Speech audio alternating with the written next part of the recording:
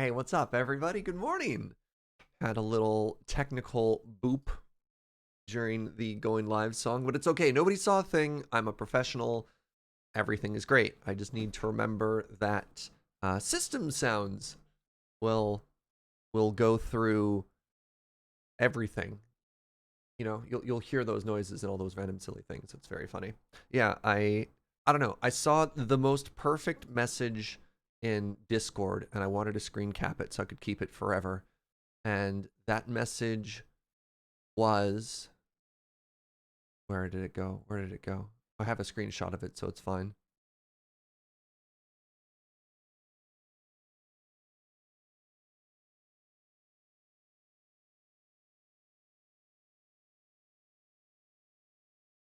I muted a channel called Blazeball, and I have no idea what that is. I thought that was just like the most perfect description of Blazeball I've ever heard. Right? Oh, that really cracked me up. Anyways, good morning, everybody. We're back with more of our Humankind playthrough.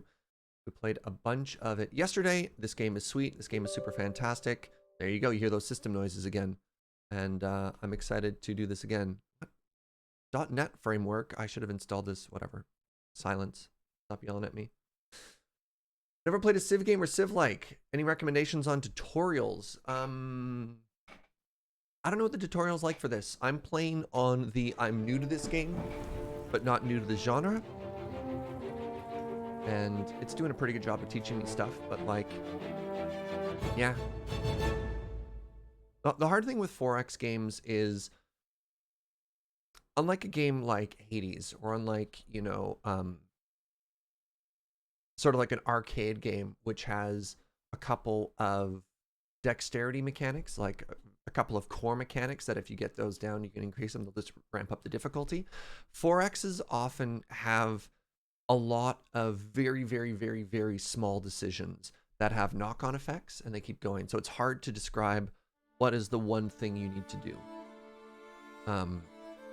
Playing Civilization a lot, it was fascinating. There's a popular YouTuber named Potato McWhiskey who would do hour-long videos just on here's where to found your cities, right? And that's not the only decision you make in a game like this, but it can have profound consequences if you really want to, you know, dive down into it. So yeah.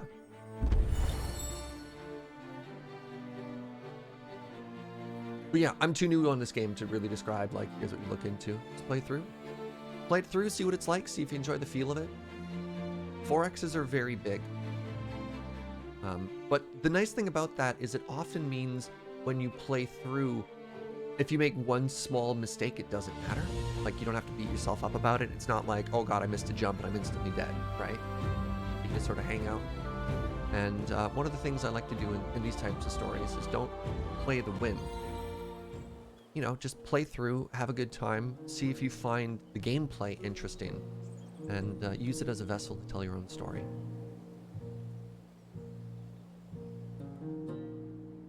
Good morning, everybody. Welcome, by the way. Welcome, welcome, welcome. All right. So, this is us. We're Bluey. And we are, I guess, we're the Greeks now. So an interesting thing about Humankind is you don't pick one civilization and play it through from start to completion. Another province there? No, it's not. Yeah, you just sort of slowly tell this story, which is kind of cool. So our story is we started as Babylon. So you can see the city of Babylon here. And then we moved up and we grabbed a couple of provinces here. There was the city-state of Lulabon, which we somehow conquered in a war that I don't remember happening, which is kind of cool. And then there's the city of Sus, which I guess we gave them money and they're like, all right, you're our dad now. So we have these two city-states, which are now part of our empire, and we share a continent with these people who are the Maya, I guess? Maya, Harappa, whatever. It's quite neat. We have just entered into the classical era. Does it show us our progression? Yeah, I guess we're just the Greeks now, which is kind of neat. It's very sus, I agree. What are the 4 X's? Explore, expand, exterminate, and exploit? Yeah.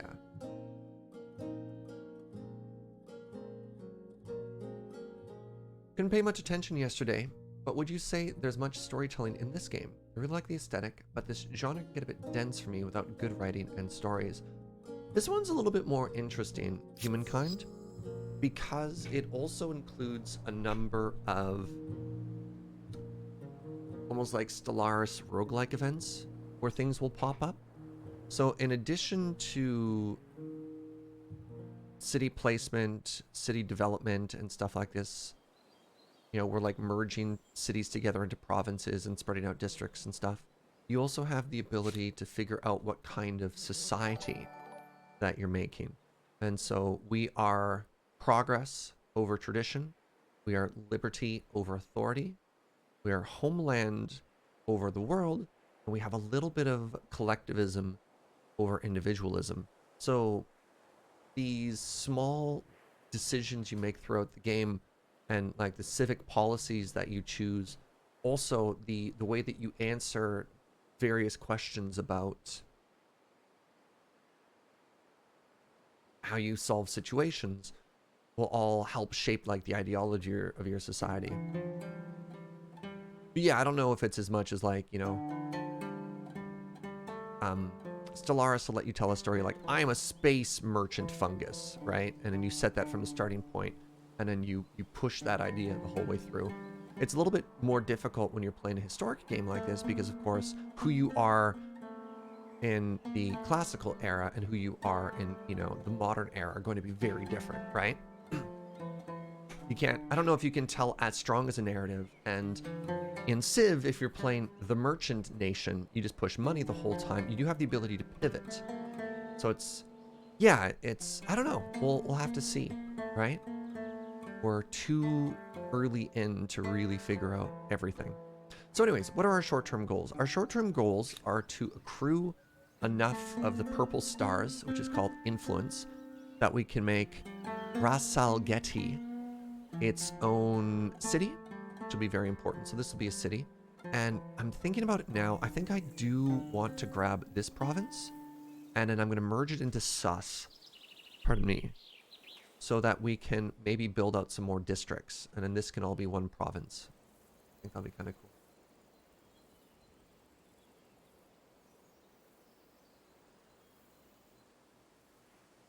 Maricat, hi friend. Thank you very, very much for 30 months of support. All right. So, yeah, I mean, while we're here, let's just grab this. So, what does this city want? This city has food. Not a ton of food. We can get it more food. I mean, I think just even getting it more industry would be really smart.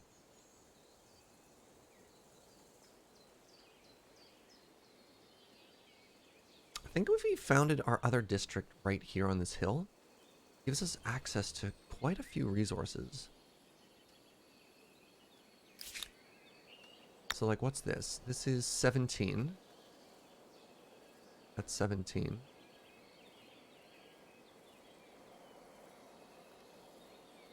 So when you're going to go found a city, you can see the total yields of everywhere the city's going to get you. So that's, we're looking in the center there. This is 8 food, 9 industry.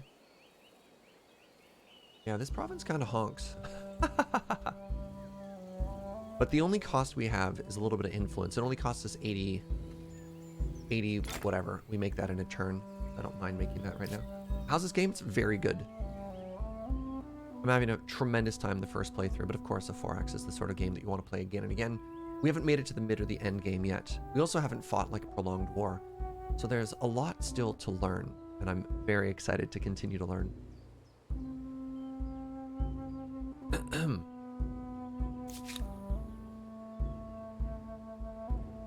Oh, great. Okay, so we made an amphitheater.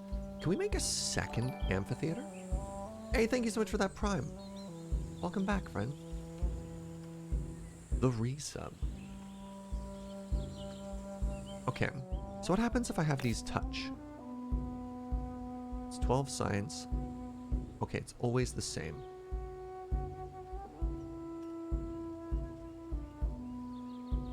How's the stability here? Stability is going up to 100. That's exciting. Doing fine for food. You're doing fine for production.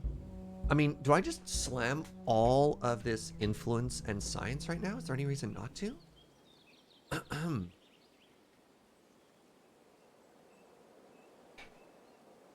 It's only science if the research lab touches. So this produces +3 science by itself. It gets +2 science per adjacent district as well. So if I do an adjacency bonus, this one will get +2 as well. So there you go, +2, and then +6 altogether. So you can see it's +12 because of the adjacency bonuses for everything.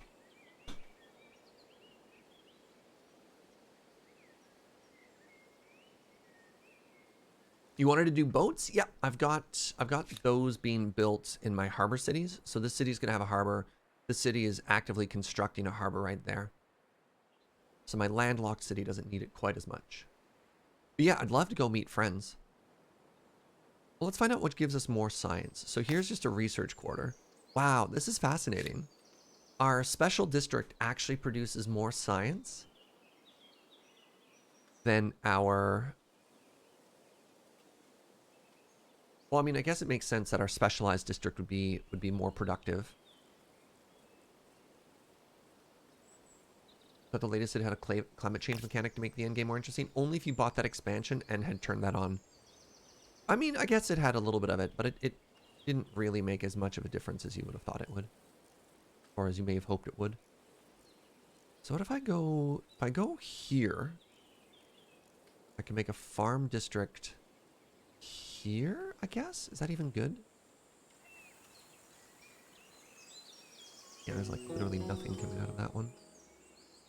I could go here and maybe put a farm district on top of this. I have no idea what this asteroid thing does.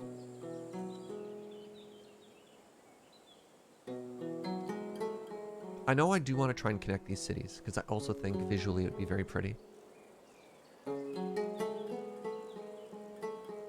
So I'm just going to make a straight line, and then I want to make these farm districts, and then get big old adjacency bonuses off of it. So, yeah, let's do that.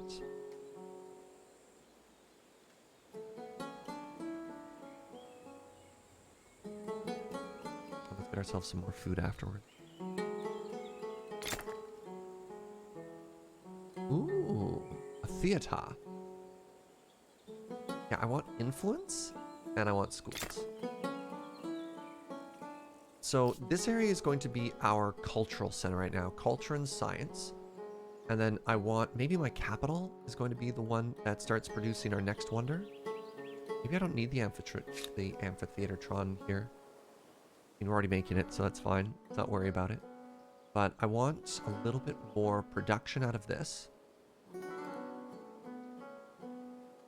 Let's do this then. A little bit more production out of this. And then let's...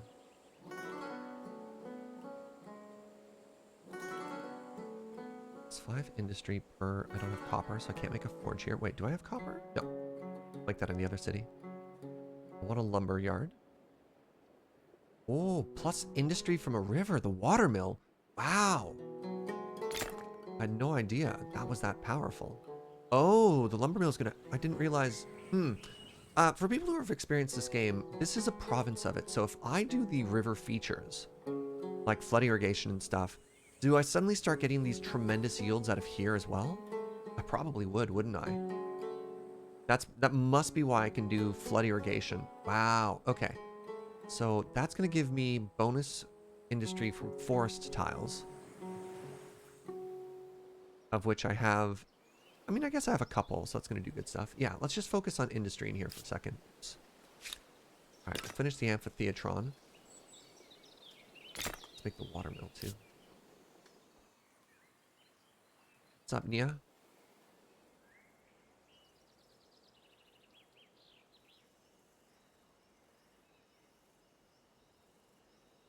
River improvements are bonkers powerful. If you have like one winding straight through, stuff like that.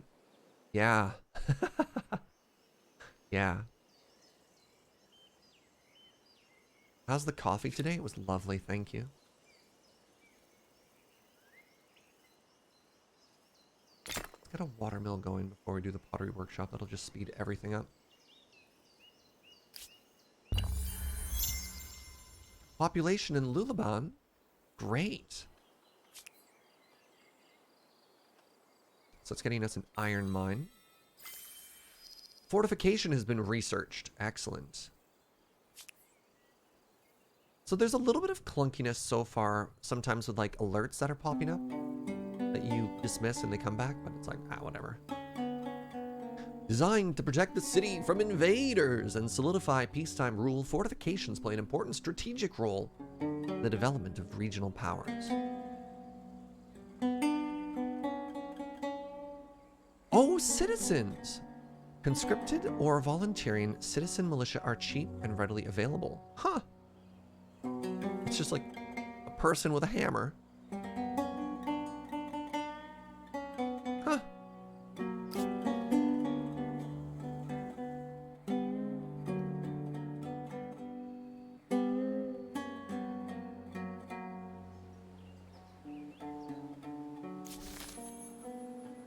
All right, there's Ogma. So now that you're done, go back to auto patrolling everywhere. Where's that button? Oh, there it is. Auto explore. Let's go. The flooded lands. An unrelenting deluge of rainfall lashes down upon the great city of Babylon and the surrounding lands. If the rains don't stop soon, the banks of the great river that threads through the city will burst. Yeah, the river's over there, but I digress. Flooding adjacent quarters.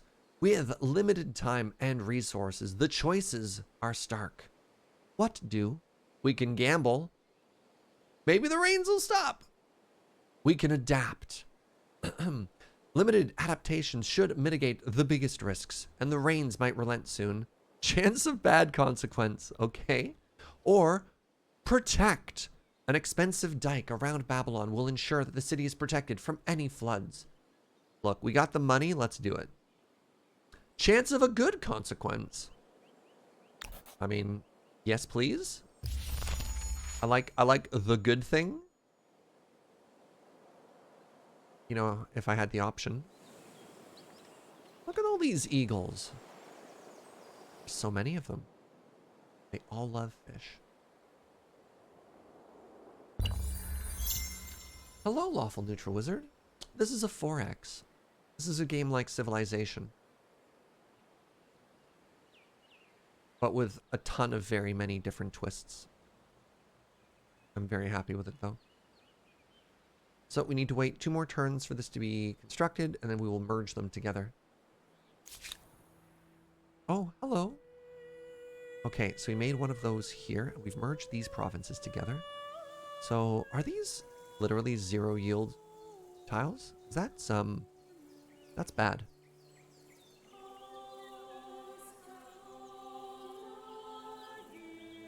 But it does have really good rivers. So let's get these river improvements going through here.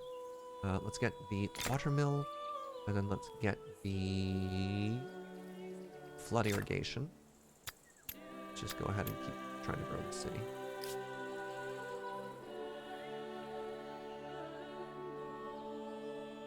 With 5 research quarters, you're going to run out of questions to answer. Is that good? That sounds good to me. Look, 2 stars in this age. Oh, we're in 2nd place. Oh, the Random Pink Society that we haven't met. They're in 1st now. Okay. What's up, Algar? Welcome. Transport boat. Aerostar unlocked. Yeah, science is our win con. Science and this one. What is this? Oh, make more district. All right, let's get a ton of districts too. Middle of nowhere with no yields. Perfect place for a man's romance. Oh my goodness. Population gained in Sipar. How you doing here? What is... So, I think my cities need to be specializing a little bit better here. Yes, right. You are going to specialize in culture. I remember now. Let me set it up in such a way that you can do that then.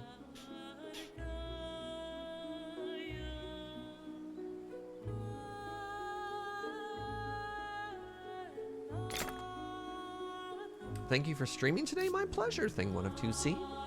Thank you for being here today. All right, the dock is going to be done there in a turn. Oh, hello. Can you go in the water? Can. Cool. What is a man's romance? It's...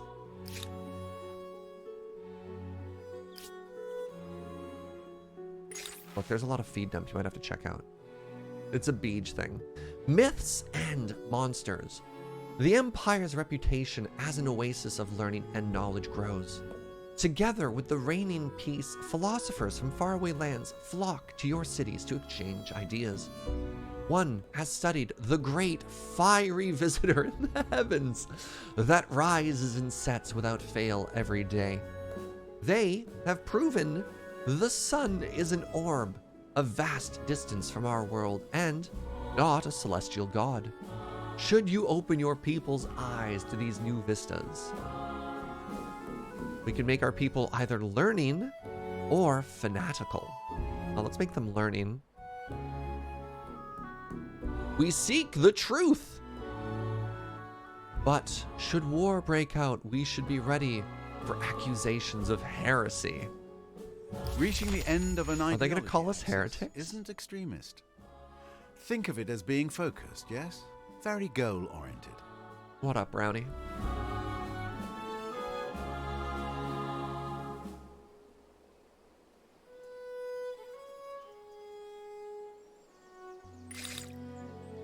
Oh, I should be studying things.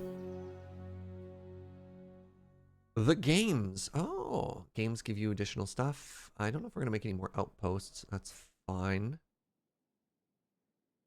The Commons Quarter. Wow. That's kind of cool.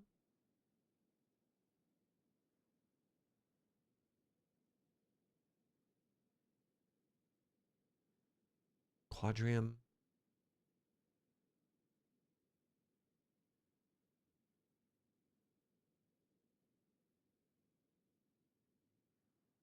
Crop rotation. What a powerful spell. Peasants.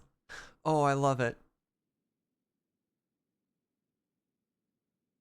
Hi, cutie.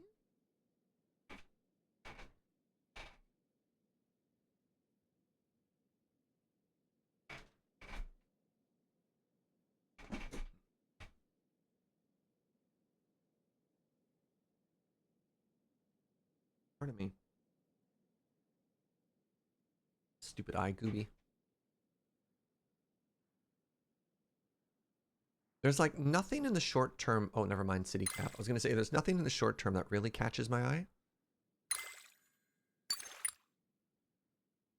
There. Locked ourselves in for science for a bit. 214 science per turn. I think we're doing okay. I wish we could see what... A delight to see you again. I wish I could see what other people are producing.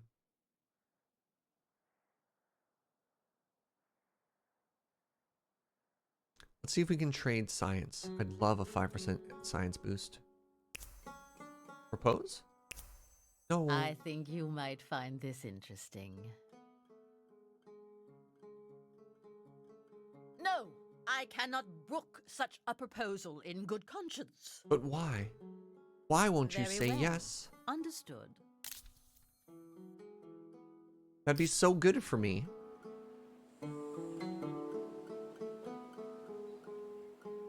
Okay, the dock is done next turn, which is great news. Hey, what's up, Manali? More of this game, right? Wait, can I do another can I do a forge here?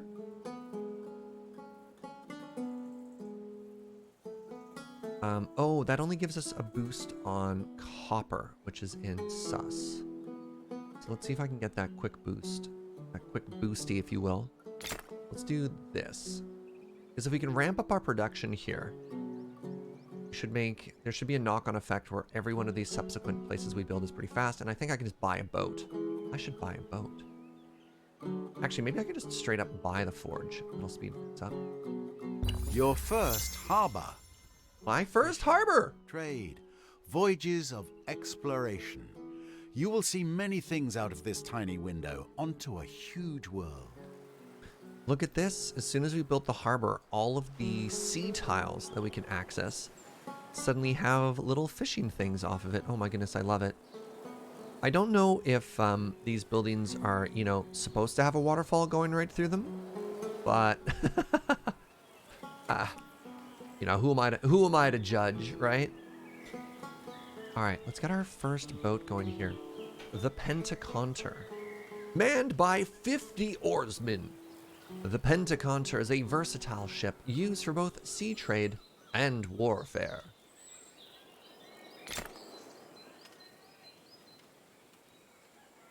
I'm gonna buy this boat. The first ship is a wonderful thing. There we go. Sadly for the crew, we're likely to see the first seasickness as well. Hey, what's up, Chris? Attitude changed. They now feel differently about me. In a good way or a bad way?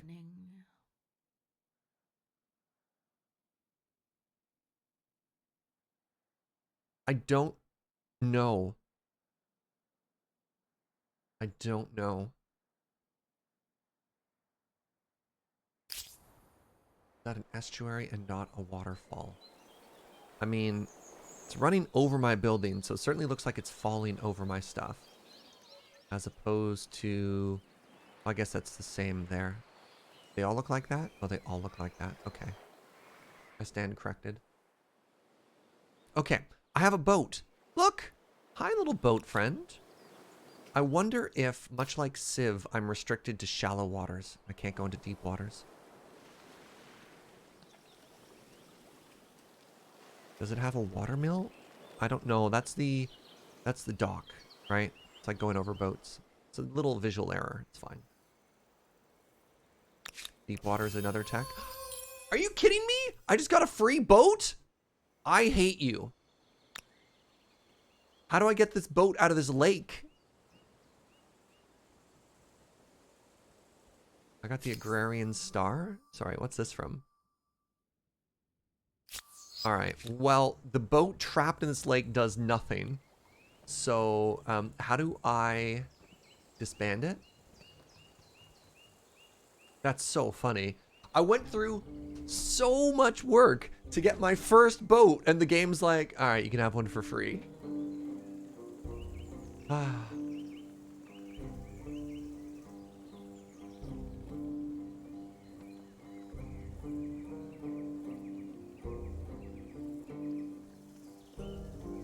It can protect my borders? What? How? Hold on, let's just attach these real quick. There you go. Congratulations. You have grown into a larger province. What if I just hit delete? Nope.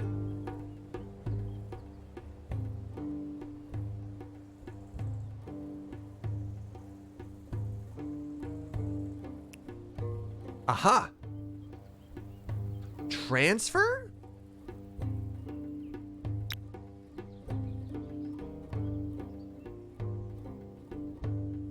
Okay, that's not working. Disband. Okay. Disband a selected unit. Disbanding a unit within limits of one of your cities or outposts will grant a population to it. So I should get a population in sus when I do this. So sus should go from 2 to 3. Aha!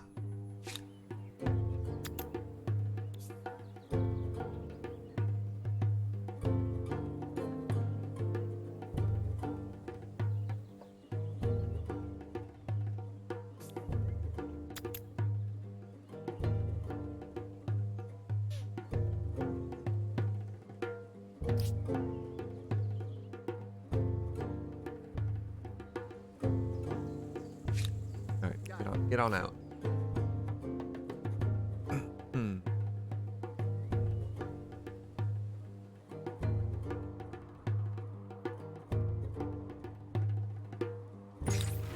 The Flooded Lands 2.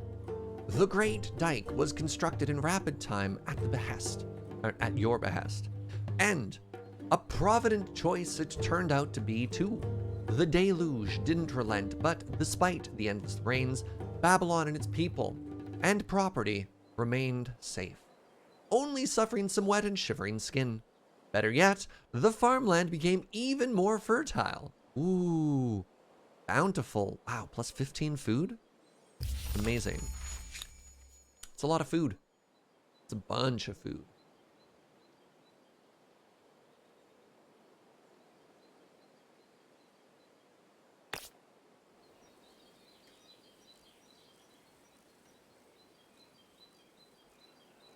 We'll make that after. Make another industrial district after. That was a proto boat? Okay.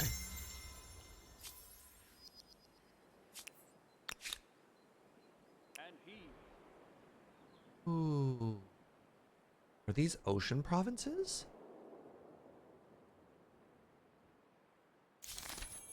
Expected the boat to be able to move more than 4, but here we are. It was a Bodo type? Boo!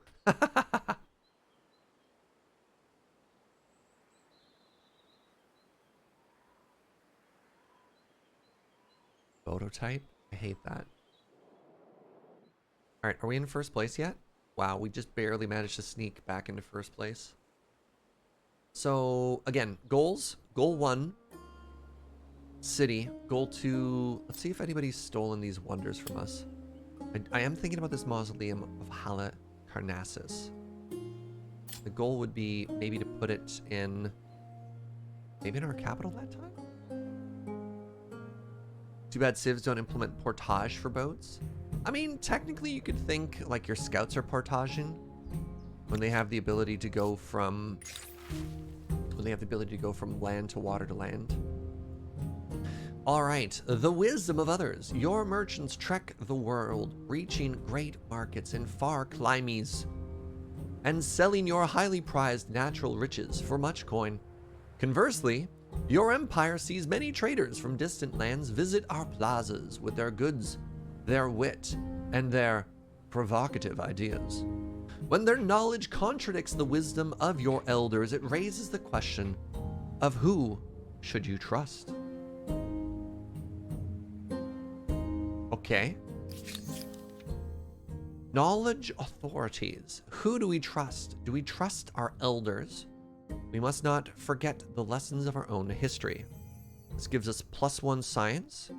Or foreign innovations. Be not too proud. Outsiders bring many truths to the world.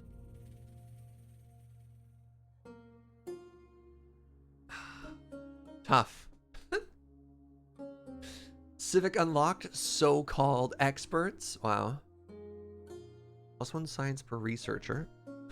+1 science per number of trade routes. How do we know how many trade routes a city has, though?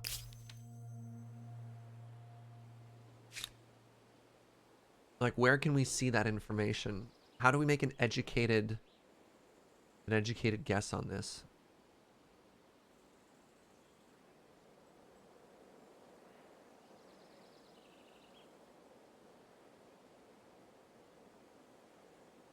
Is there a window I can look at somewhere? Click on other civs to see that and see them under trade. Thank you. So we only know one other civilization. If we go under trade. I'm listening. Oh! Oh! Alright. So I currently have... Wait. How am I trading with these people and I literally don't know who they are? That doesn't make any sense! How dare you?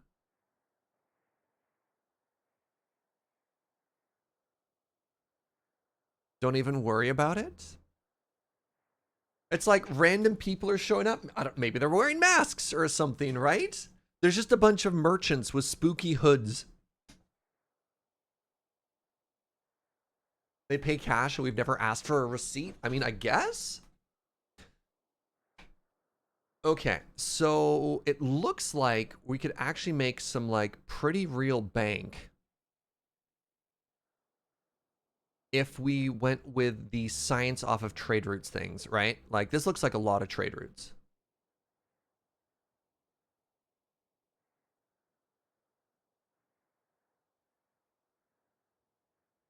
This is all the Maya? Is it though? What's this trade route? This is not the Maya.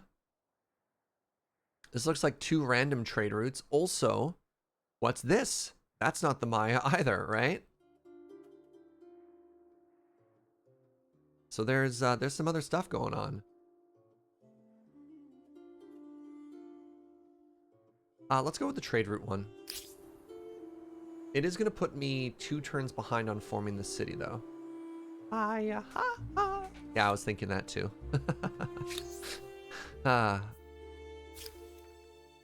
It also makes us... Wait, these both put us... Wait, does that set us back?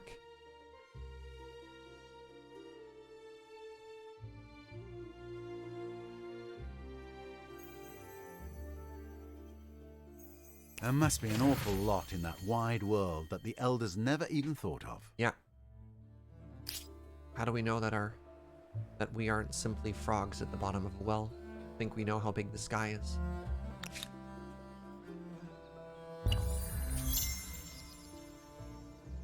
Ogma has converted to a new religion. Where is Ogma? Are you Ogma? Yes, you are. Great. Let's go make a new friend. Hello?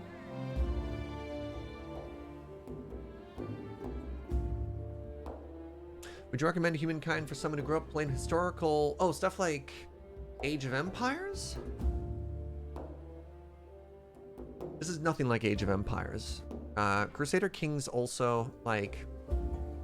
Yeah, this is much more of a traditional 4X. If you've played the Endless series, if you've played Civilization, that's more this style of game.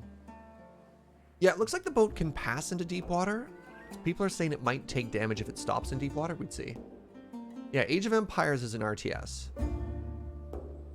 Also, this game is going to go into the modern age. Like, if you're enjoying the medieval aesthetic of this, well, just wait. I have a little red thingy here. You have my attention. Your grievances... Briefly.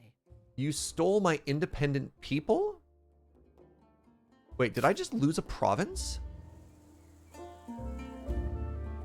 Was this me or them? Hold on, time out. I don't think I just lost this province. I think they had that this whole time.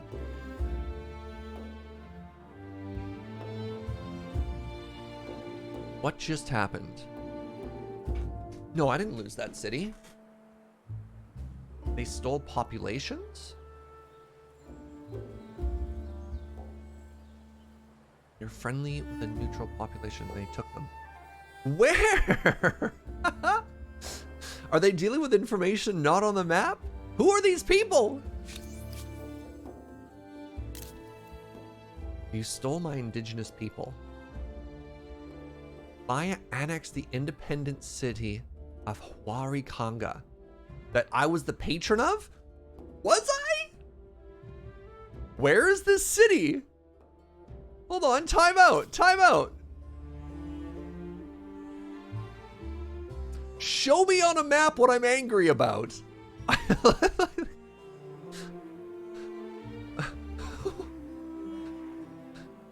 We're having an international crisis, and as the leader of this country, I have no idea what we're mad about. Wait. Oh, this was an independent city-state before? Oh, okay.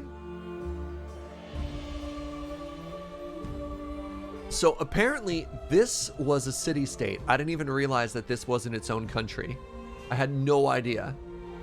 This is Huarikanga.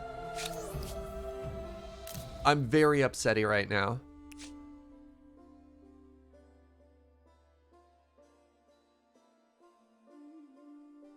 Give me... I don't... actually, I don't care. I just don't care. Let Whatever. us not rub salt in old wounds. Why did that pop up again?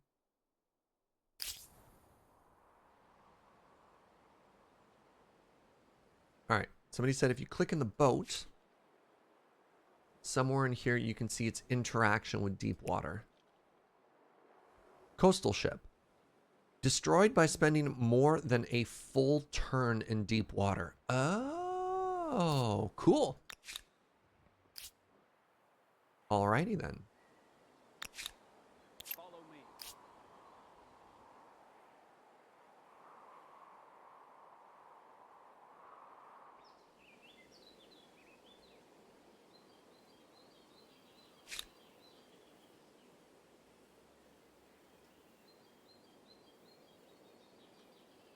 Oh, I could only have 2 of these. Huh. How's our stability doing? Plus 100. Plus a bunch. Okay, so I can get away with putting a farm district here. What if I do it there? That's plus 10. If I do it here, it's plus 6. 10 is better than 6. Wow, that's plus 13? Wow, that's so good. What if I put a different district there? That's bad. If I put you there, plus 11. Plus 11. Wow.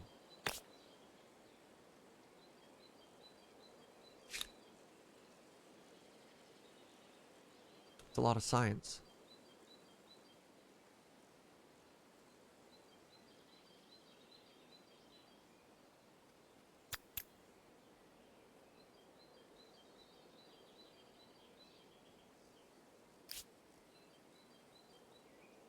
Can't ever go wrong with science? I know, right? Don't be blinded by the science? Wait, time out, what? Don't fall for its lies. Oh. Ooh, things. I wonder if I can go get that. Can you go through the water? My hunting party? You can. Great news. So that's 4 away. So I can go out and I can come back. What's this I just discovered? Geysers.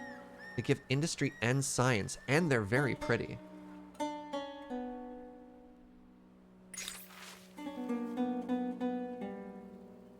The language of bureaucracy.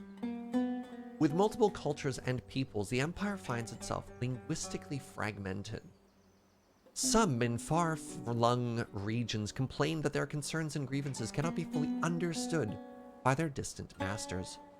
Administration from the capital is difficult when some regions speak other languages. Should we force all administrators across the land to speak a common tongue? This is a fascinating question to ask in a Forex game, which has never been asked of me before.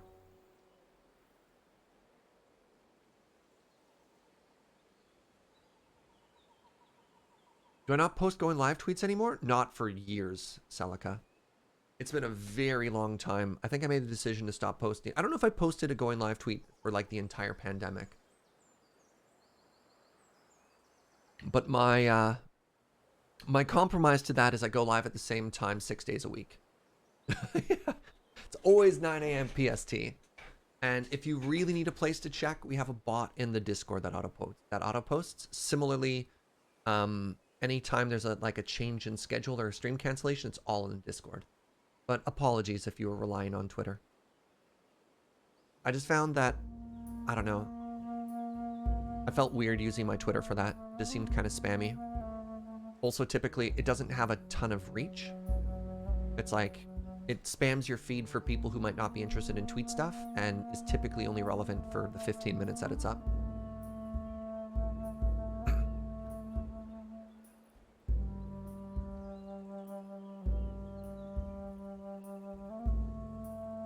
Prosperous in 4 cities for 10 turns. So this'll cost me 100 gold, but I have 4. Am I mistaken in thinking that this is going to pay me 400 gold for the cost of 100 gold? It would move me more towards homeland over geopolitical. Stonks!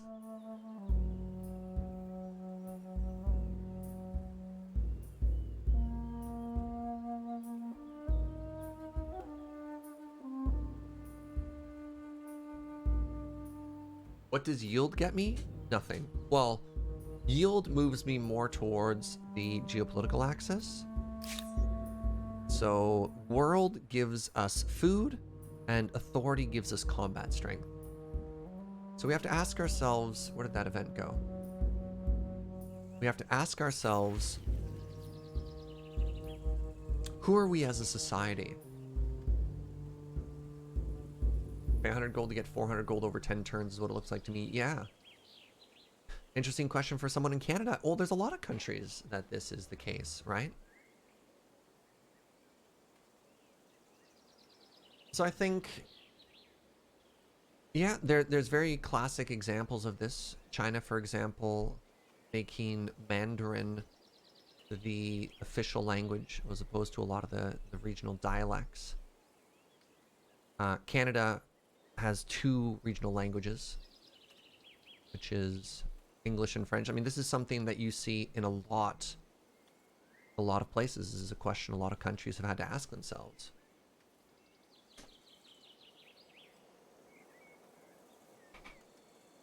India as well? Huh. I think we yield. I think this is interesting. Even though that's more money, I think this is cool too. Ireland has both English and Irish. Amazing. Belgium, yeah. Imagine quite a few European countries.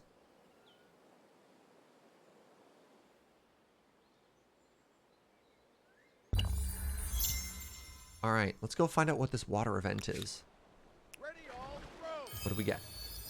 Curiosity collected. You found a curiosity. Abandoned boat, providing a new army to your pentaconter next to phalanx. What? Did it get up? Oh, it's right there. Hello. So this is a phalanx. Wait.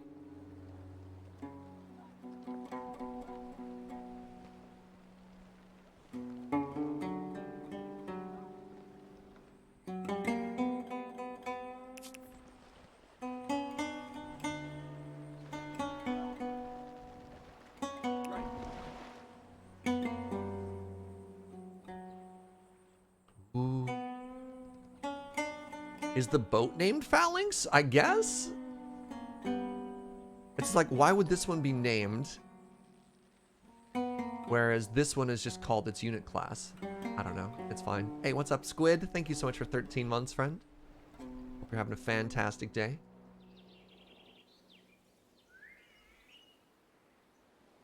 A streetcar named Phalanx. Yep.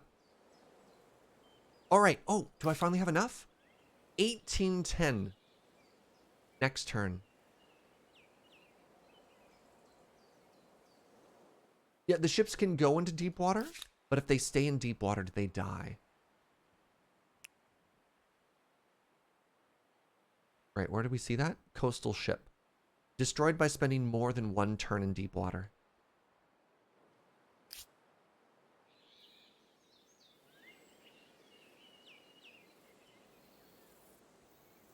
All right, so we're getting that watermill stuff done. That's exciting. What will this city specialize in? I guess this is going to be another industry city. Yeah, like look at all this. Ooh, industry. So we have a really good river as well here. Actually, I think what we end up doing is we build some districts to... Oh, I should be doing... Oh, heck, I should have been doing that here as well. I didn't even think about the fact that if I build along the rivers, we get so much more value out of them. I just learned that. We're learning, chat. Yeah, like if I make a district here. Well, no, that'll only give me one more river tile. So putting a district here would be huge as well.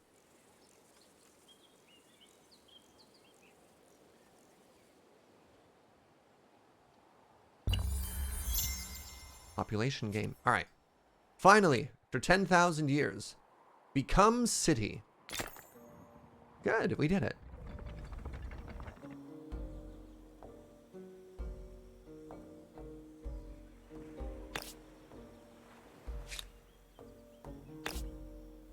Plus one food if I go in that direction. Plus one food, plus one food. Doesn't seem great. So maybe actually the first move is to get flood irrigation to get that food off of it so we get way better tiles.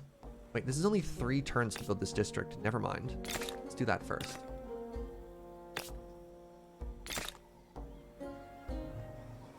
Yeah, 3 turns. It gives us way more production. Then we build the flood irrigation. Then we build the watermill. Stonework too. This one from Stony Fields. Are these Stony Fields? Oh, they are. Ooh.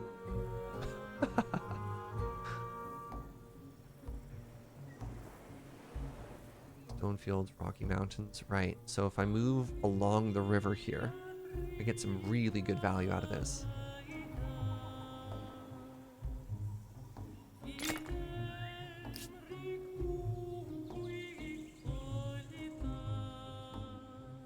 Harald, Humankind is awesome. It's hard to describe how happy I am playing this game.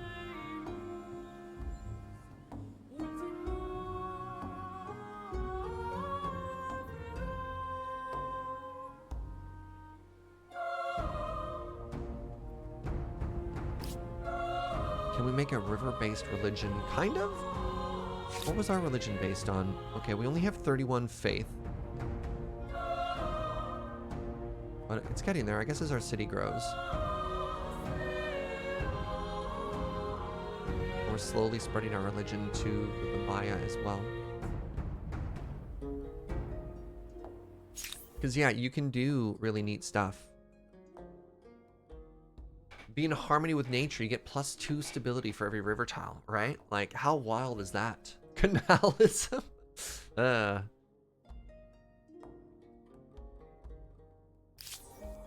we haven't really pushed faith all that heavily. We've just sort of been checking it out.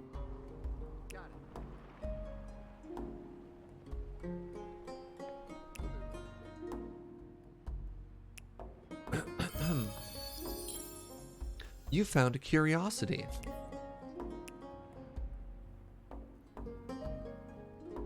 Have my scouts done anything? They're slowly making their way up there.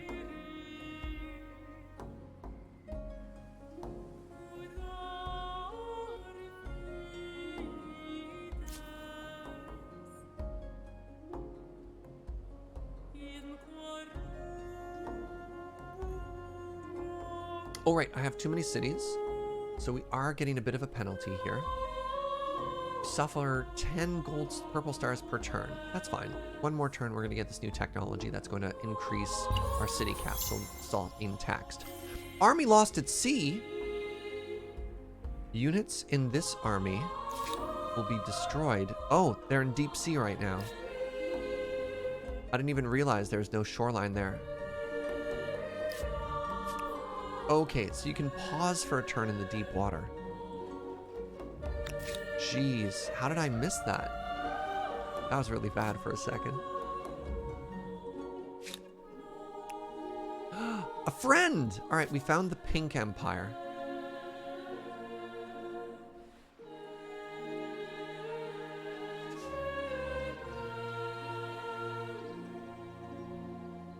Hey, what's up, Featherweight?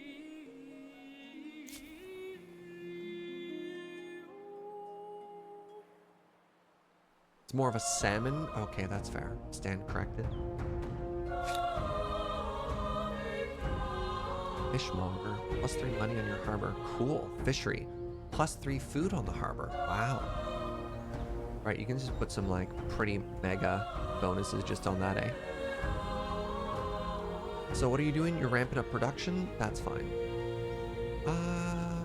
It's gonna take 4 more turns. I'll buy this. All right, so this gets us from 42 industry to 52. Ooh.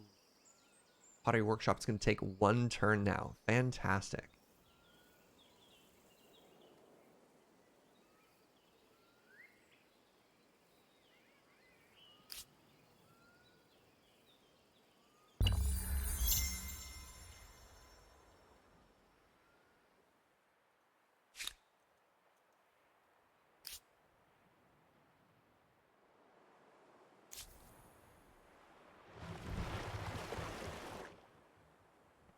Should we found a city up in the north here? Do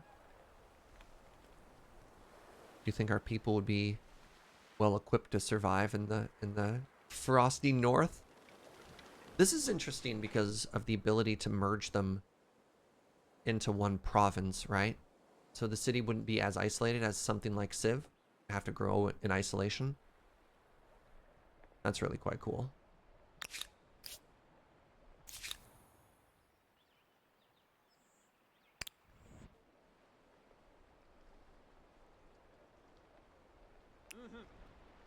Is this my first Humankind stream? I started this game yesterday.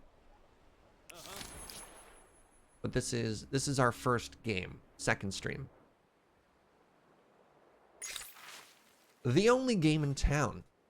Word has come to you that the annual festival in Babylon has added a foot race to the revelries. The short race is most popular among the worshippers and has given you an idea. During this time of peace, there is a danger the Empire's armies will lose their edge. This single race could be expanded into a series of games where rival cities and fighting units send athletes to compete against each other for prestige. What type of games do you want to promote? Games of the mind. Let's do learning. Entrants will compete in games of logic, knowledge, and rhetoric. And our civilization will flourish. Yes, please. What does Swift do? Bonus exploring speed. Hold on, never mind. What if we did stamina? That's so cool. We've already maxed out. Thinky, right? This gives us more exploration for our boats. We use this ability to explore, and it's also, I think it's also in theme with who we are as people. A new wonder can be claimed. What? What got added? Oh, I finally have enough money to do it. All right, we're gonna grab the mausoleum. Wait, do I still want the mausoleum? Things have changed. Things have changed. That is a lot of naval movement.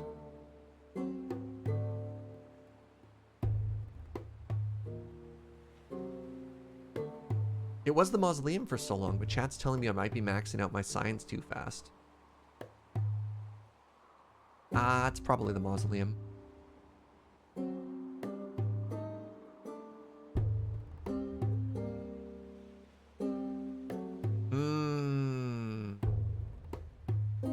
Who are my people? What are they even about?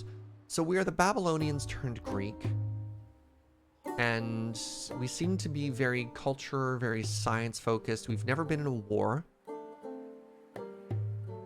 Although, you know, we don't take no, you know, people try and get up in our grill. I don't think we take that sitting. Like we have a military. Yeah, let's just grab the mausoleum here. Plus 1% science per district. That's remarkable. Stack that science.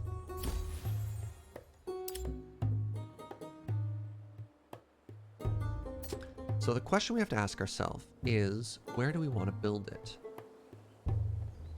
Actually, I could build the mausoleum right around here and unlock all of these river tiles. That'd be remarkable.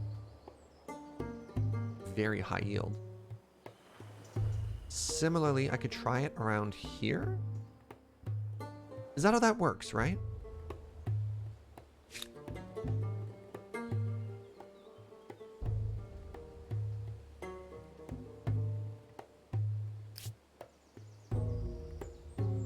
Does it give you all the tiles?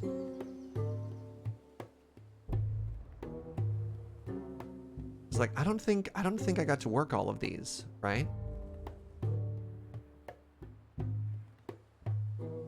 And I don't see new yields being added just because I build it out here.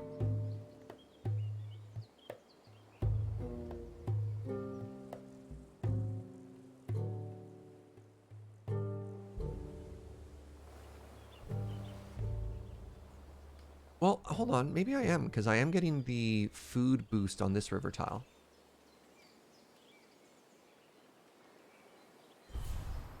So when I look at this wonder, when I look at the pyramids, I get +1 food, which is literally the tile it's on. Effect, +1 food from tile, and then +20 stability, that's it. So it doesn't look like I got... Wait, but no, these are all being worked, right?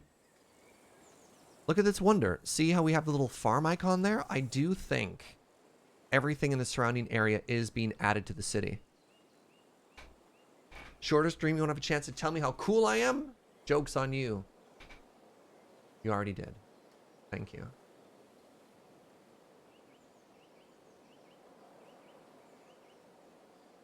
like, these tiles around the outside imply to me that we are getting all that value, which is kind of neat. So do you think, should we try it? We could try building it here. That would give us 1, 2, 3, 4, 5 tiles. Those tiles are absolutely being worked. Yeah, right? That'd give us so much production. If you toggle FIMS, you'll only see the tiles being worked. Cool. Okay. Yep. 100% being worked. Thank you, Spurious.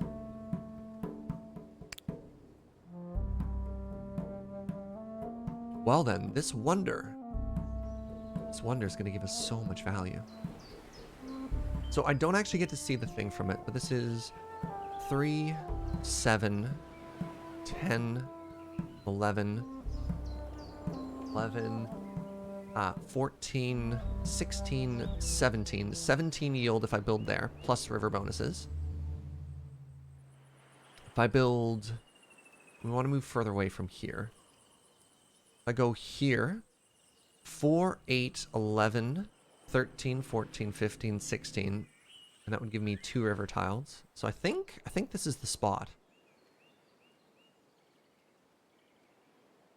1 over might be better, actually. 1 over gives me 3, 3, 3. But it gives me 2 ocean tiles, which are bad. 3, 3, 3, 3, 4. That's 9, 12, 16, 17, 18. That was 17. 18 is better than 17, but I am going to be pushing more districts up this way.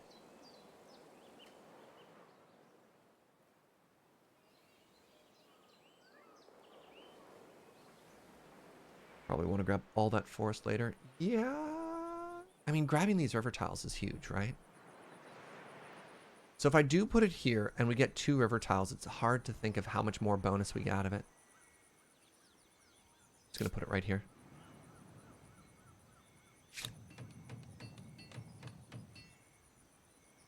Oh, jumped ahead of everything.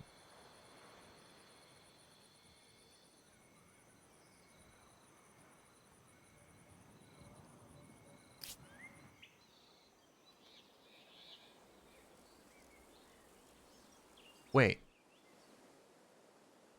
Wait. Wait. Why is that city building it? Okay. Weird. Sorry, Sipar, I guess. Whatever. They can work together. So a cool thing about this game is when you're building a wonder, your cities can work together to construct it. And I guess even if you place it in a different district, your cities are still helping. And that's quite cool.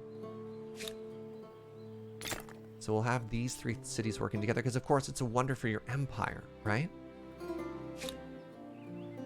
There you go. All of our cities will work together on it.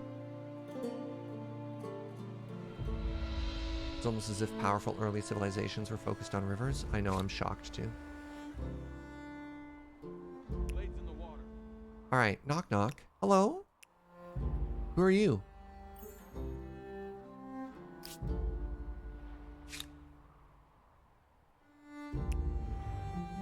I guess I have to find a city or something? Might be a matter of which city you built the wonder in. I think it's just where you place it. Because at the end of the day, this province is going to control it, which is the city of Babylon. I think? I definitely meant to click from Babylon, but, you know, it's fine.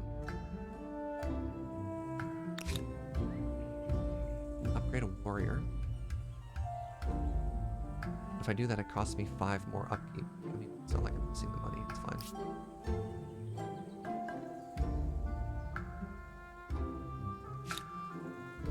It's very expensive to finish. Gold in this game is way more expensive than gold in Civ.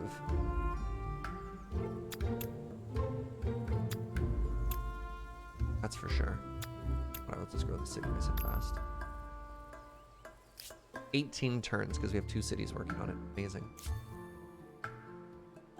We're the Greeks, but we own Babylon. So in this game, you don't start as a single civilization, and you don't tell that story the whole way through. We started as the Babylonians, and when we entered the classical era, were the Greeks. And every era has... Every time you choose a different civilization, like we started as a nomadic tribe, you get bonuses for the time. So as the Babylonians, we got to focus on science, we got these districts, we got these units. When we moved into the classical era, yeah, and you tell a different story. It's a very cool and different way of telling the story that, you know, these historical games all try and tell the same way. Research craftsmanship. This one, industry on maker's quarters. Hey, Alfheim, that host. Oh, cool. I can't make the kiln unless I control 2 copper. Huh.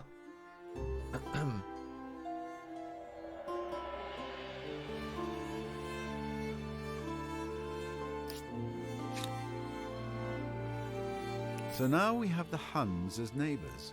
I'm Raiders trespassing. on horseback. It's going to be a challenge to put up with them. Your army is going to take damage every turn if you travel through there. Wow, really? What's this? Amber... Oh, God. I'm going to pronounce this wrong and people are going to make fun of me. Ambergris? Floating gold from the guts of whales.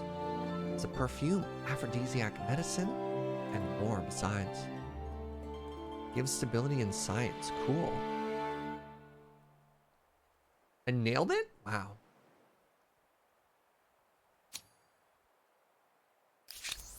A proposal for your consideration. Hello. What if we had open borders? Oh, they want to do non-aggression pact. Sure. Intriguing. Everything seems adequate. Agreed. Haha! I think you might find this interesting. Let's check out some trade here. Ah, a pleasant surprise.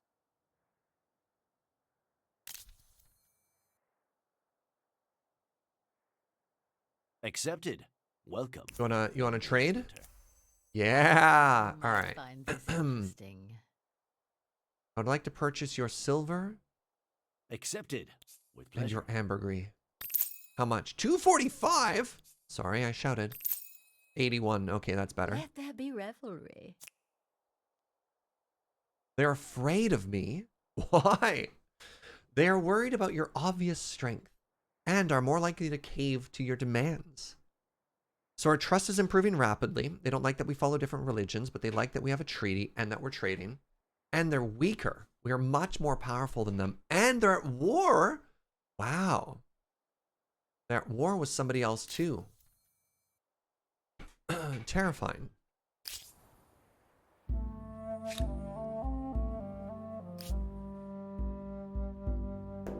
Is this also them? I don't know.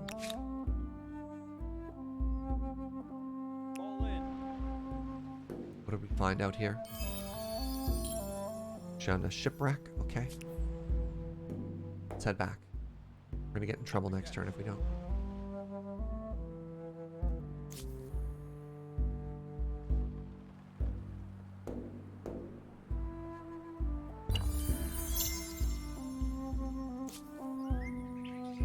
Yay, more friends. Got an additional population here. Let's focus on growth. Put you there first. Want the city to keep growing. Wait, actually, if we finish this faster...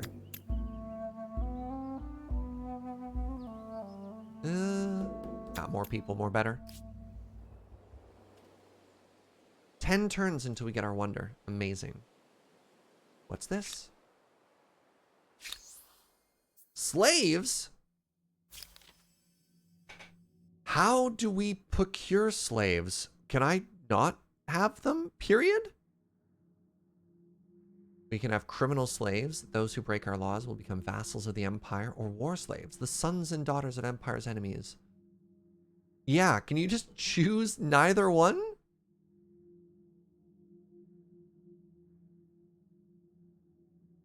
Because I hate this.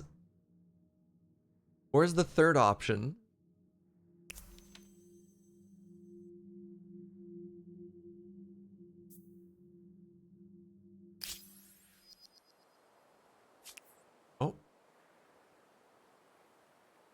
unit will be destroyed. That's fine.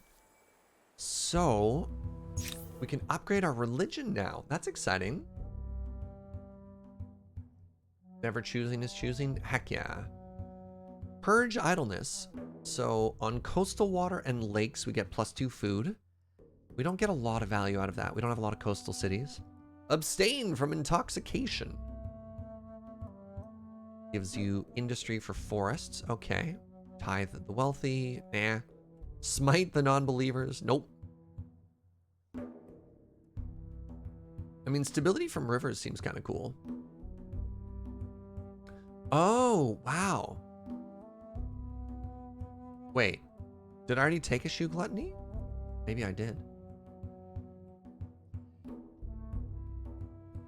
Hey, what's up, Azershock? Yeah, I heard about Sean Locke. What do you think, friends?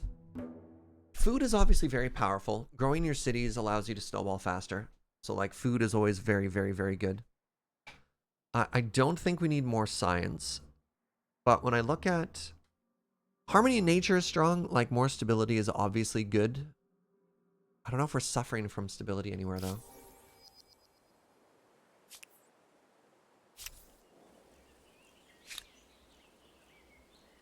It's like 100% stability. Oh, I guess I could get a bit of stability there. All of our cities have rivers. Industry is also very good. But the industry is only for forests. So industry would help my capital.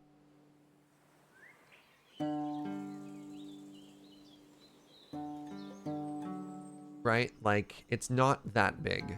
So coastal tiles would help us here. It would give us these coastal tiles. Right? Like, coastal tiles doesn't do anything for us for that food. Neither does it really help the lake tiles.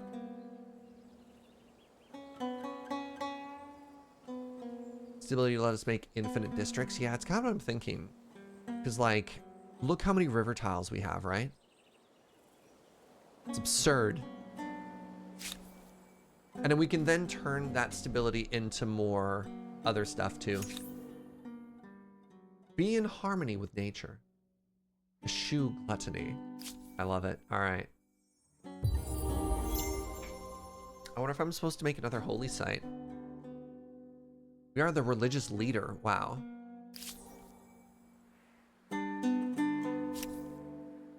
Hello from the other side of the Atlantic pond. Hello, Green.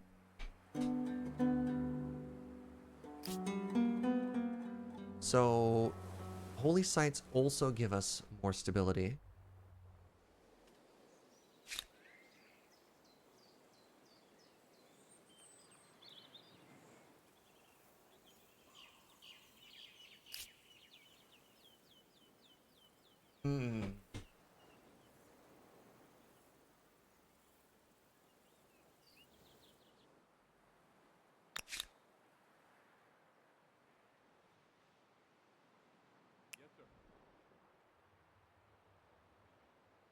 Oh, no. Okay, okay. I thought for a second I'd miscounted and I was going to die. Look at this, by the way. God, this game is so pretty. Like the fish and the coastal waters and everything. Oh, I love it.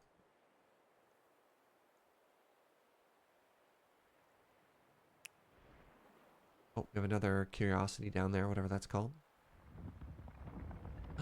Okay, so here's the Huns, and then we've also found the Pink Empire. Old civil rules that Tyrians, or however you pronounce that word, die at sea, pretty much. So it's slightly different, like the old, right. Old Civ. Every time you moved in deep water, there's a chance your ship just died. But then newer Civ games, your ships just literally couldn't ever go into deep water. They just wouldn't let you do that. So this one lets us dip our toes ever so briefly in deep water, which is kind of funny.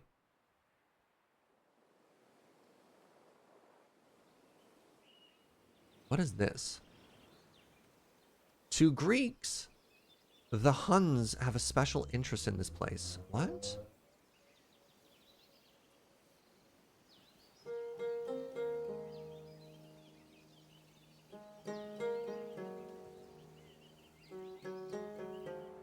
What resource is that?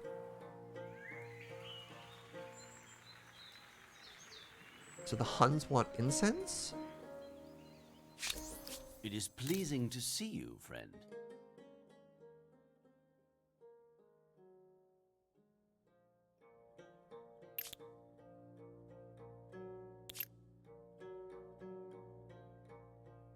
It's their objective to conquer it. Really? So they're going to try and go to war with us because they really want this? Huh. This is another little game system we'll have to learn, which I'm excited about.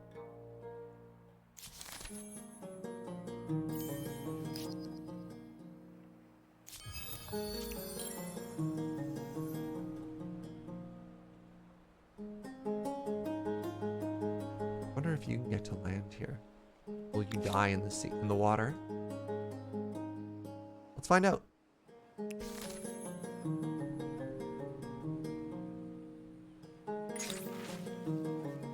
The human engine. Nope. Just gonna go ahead and skip that one. Alright, we're still working on our wonder.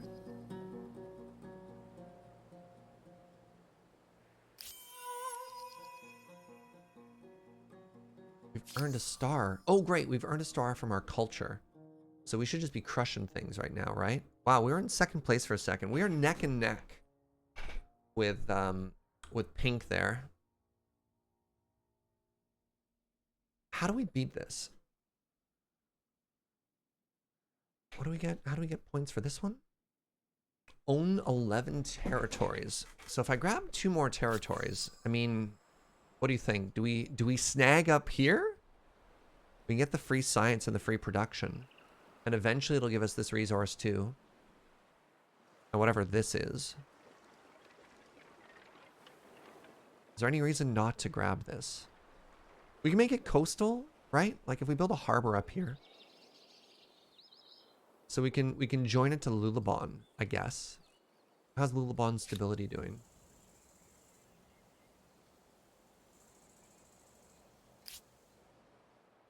I would agree with you that it feels kind of free.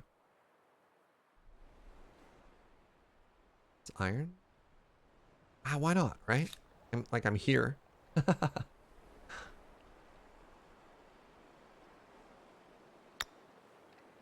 11, 12.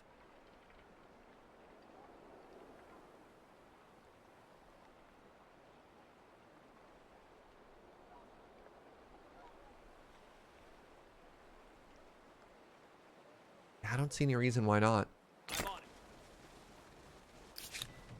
Oh, there's a curiosity there too. Over this way.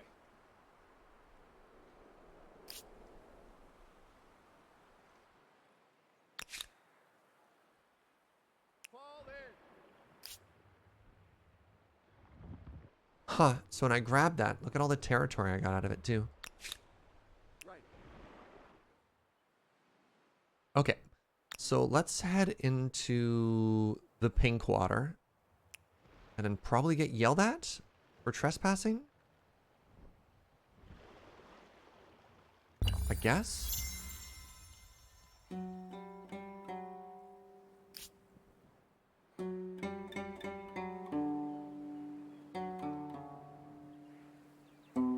Alright, all of my cities are working on this wonder.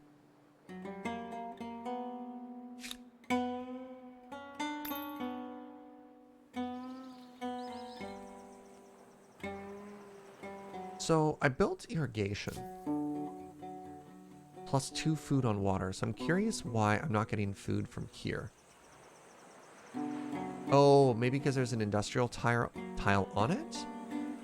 And that removes any food. Okay.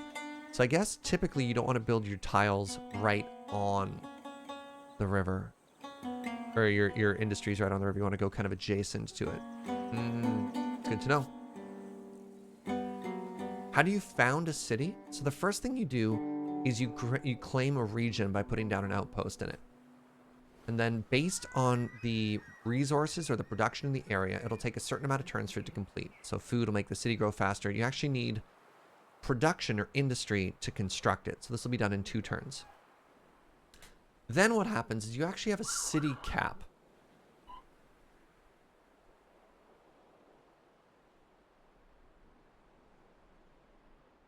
Very loud siren going on near outside.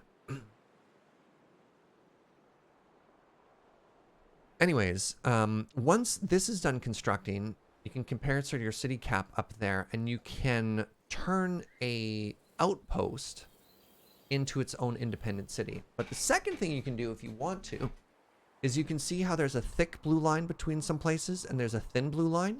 You can merge those provinces into one mega city, if you will, and it'll combine all of the yields into what the city is actually producing up at the top there.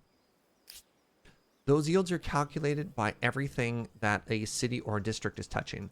So all of these tiles aren't being worked. In Civ, you'd put one person on one tile, and that's what you would get. In this game, every time you build a district, every hex that that district reaches is added to it. So if we turn this off, wait. Why is that?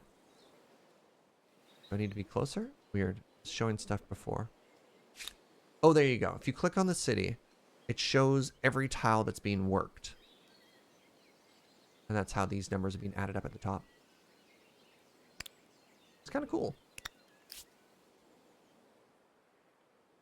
Hope that answers your question, friend. Come over here.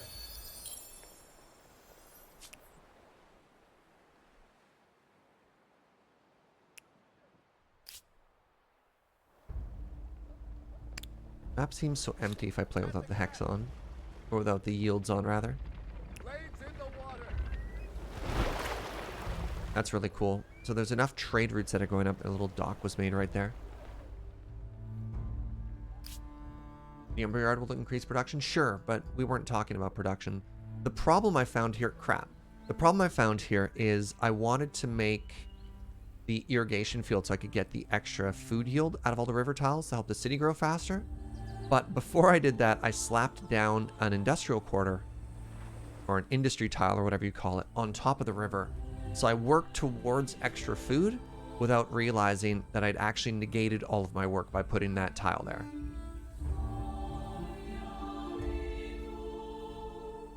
So it just seemed that you don't, if you want to get river bonuses, you don't want to build on the river, you want to build adjacent to the river. So for example, my next district should probably be here. That would unlock these 2 river tiles, which would give me an extra, like, 8 food.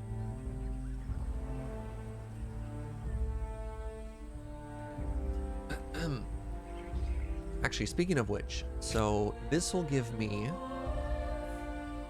2, 4, 6 industry, whereas this will give me 9. It's probably better for me to actually do this.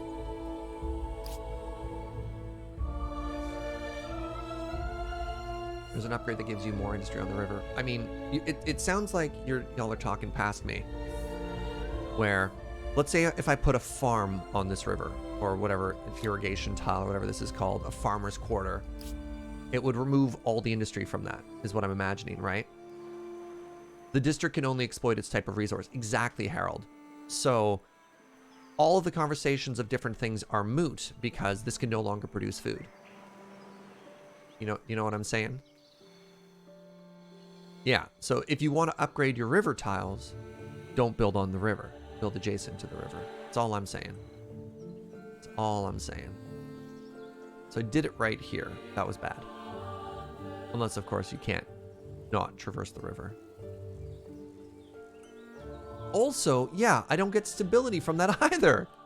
So the +2 stability I from a religious perk was also negated because I built on the river. Oh no! I have made so many mistakes.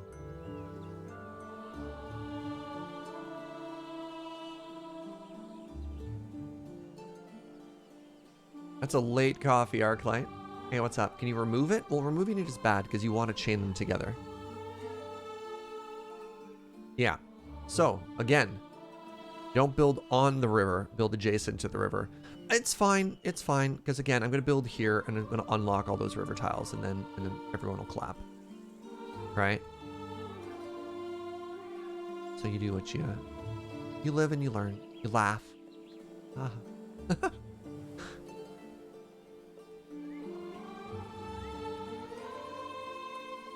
Can I mouse over the district again? Sure. Oh, never mind. We are getting the +2 stability from it. It just doesn't show up. That's weird. Why wouldn't it show? Look, it says there's stability there, but it doesn't have the food. It doesn't have the food. Huh.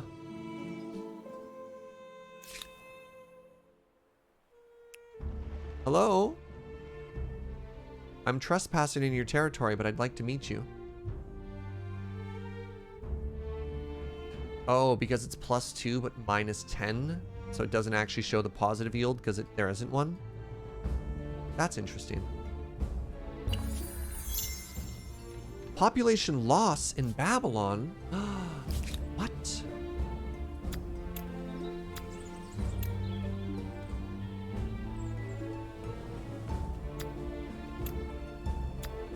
Wow, it's worth 1 in science? It's huge.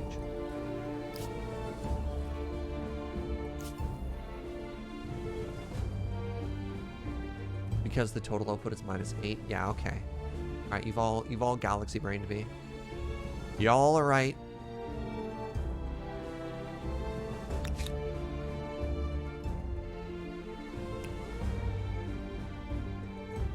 This is a not insubstantial in my empire. considered opinion, one of your competitors garnered a lot of fame building that monstrosity.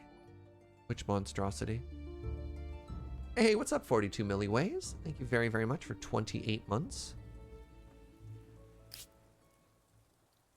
The main plaza.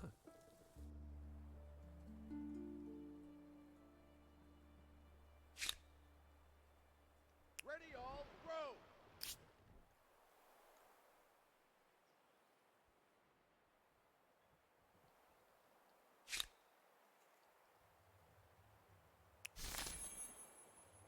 So these are the renowned Celts.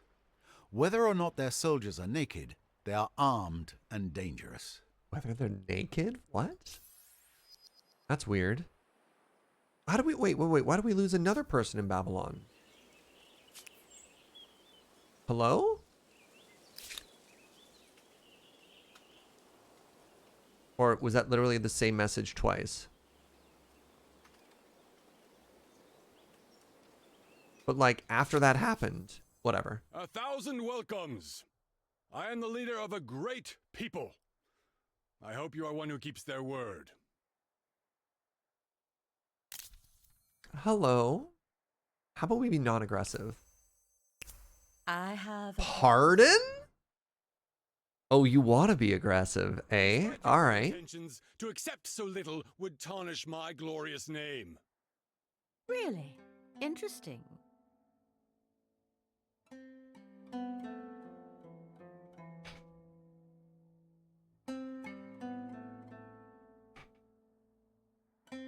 Now, why?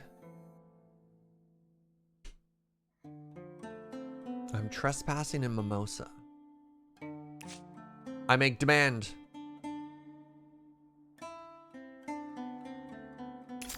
Do not test my patience. My demands. Fulfill them. If are you give me squandering my time $1,000 and dues, we yours. can have a peace treaty? No. Oh, wow. Note that your war support will increase with each demand you accept. Having more unanswered demands than your opponent raises your side's war support each turn. Huh. What? Huh. That's a counter demand. No, I'm not giving you 1,000 gold, you butt. Must I accept every vulgar proposition that comes my way? No. A good ruler knows when to withdraw their demands. Now is that time. Chin chin. What do you mean chin chin? Hold on. Who says chin chin? All right. They don't get any incense from me. That's right. The Celts have refused your treaty. The Celts refused your treaty to upgrade it from tolerate skirmishes to a non-aggression pact.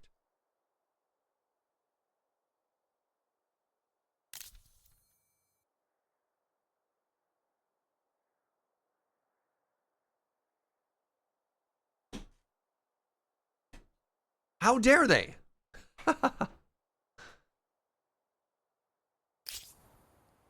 All right, well, fine. They're going to be like that. I'm going to take my boat and leave. I can get there in 2 turns, yeah. Just have to make it to here and then we don't die. Celt? Was I saying Celts? Alka-Seltzers?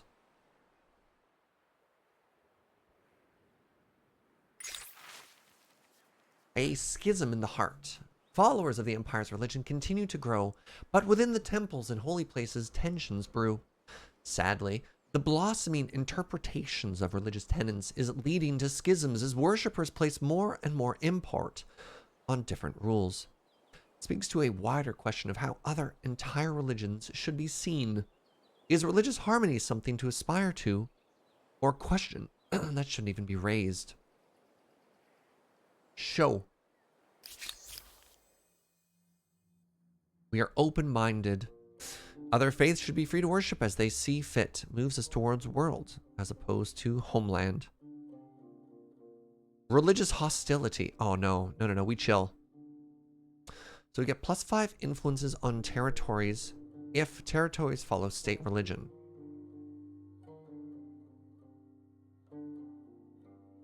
Wait, hold on.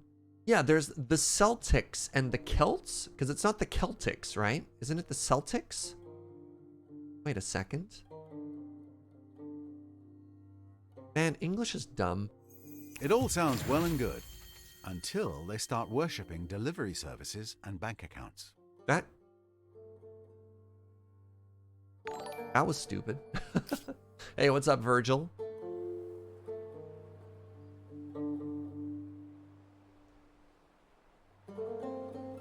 Celtic is a sports team. Celtic is a civilization. Oh, man.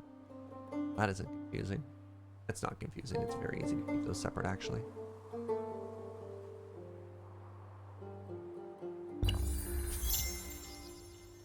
Yes.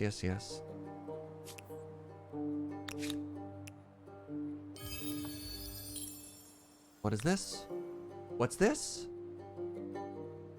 Another boat? 1, 2, 3.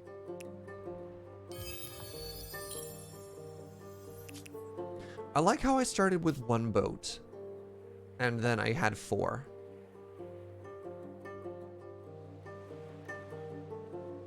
Hello? A proposal for your consideration? The Huns have just proposed to improve our relationship. We could trade everything. I accept. Yes, this appeals.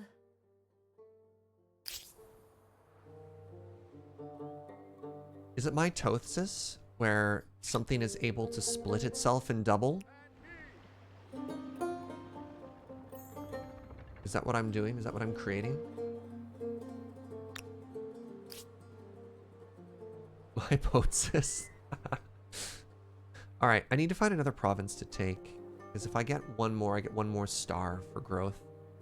Yeah, pink has surpassed us again. Oh, they must be working on a wonder or something, right?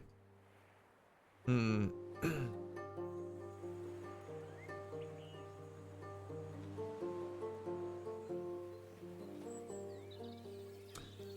If I build a holy site here, I get all these river tiles as well, which is kind of huge. I can build a holy site here. That'd actually be really big.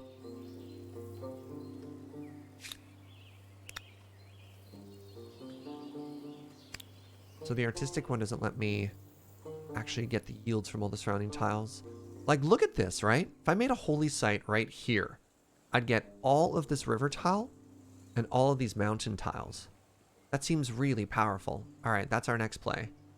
So Lulabon, once you're done. Actually, let's double check that really quickly.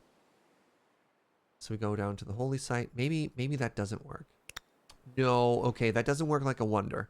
A wonder gives you all the surrounding yields, but a holy site doesn't. Dang.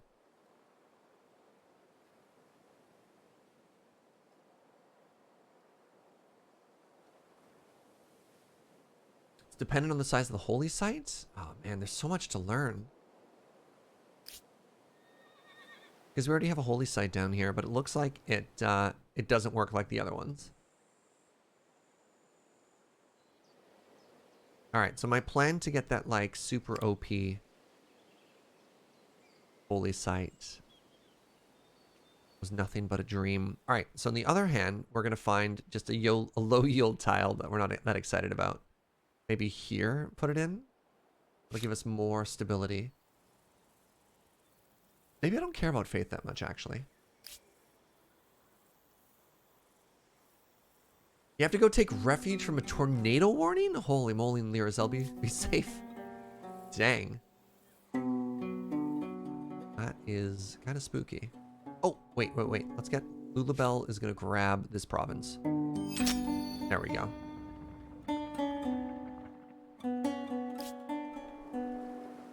I can make a holy site up in the snow here.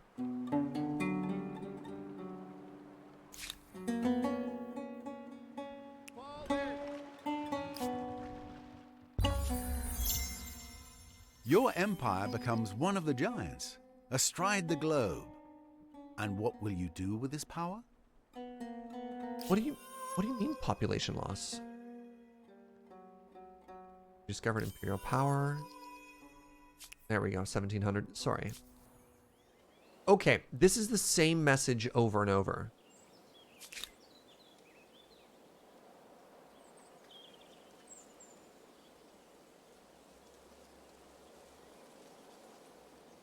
Wow, population, dang.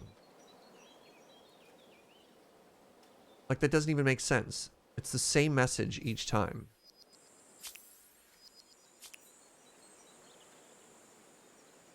Am I gaining pop over and over? No, we're netting food here, right? Like, we are food positive. It doesn't make sense.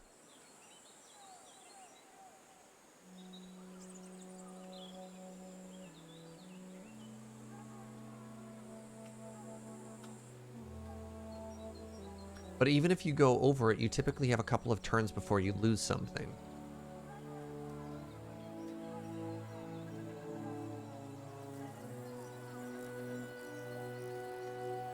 If I had +1 food, I would accept that. I think it's just like, I've experienced some bugs with the UI already when it comes to the game. I want to say like flashing an alert more than one time.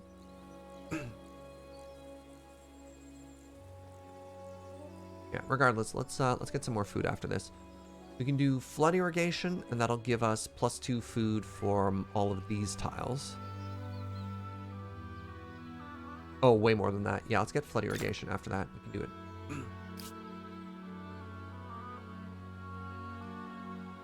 All right, 3 turns until our wonder is done. Fantastic.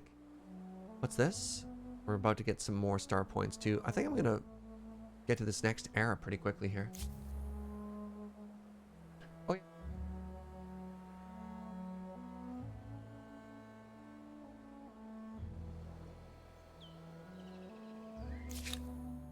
Aha! Welcome back. Now, why?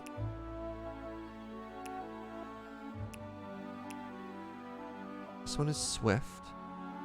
So I got this new boat after.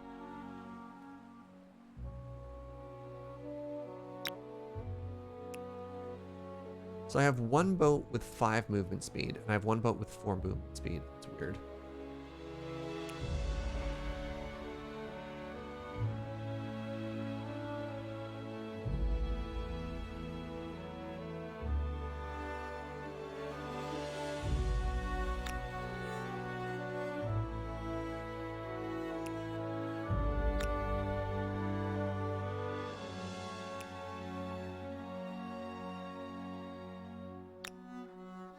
can I go right in here? Ooh.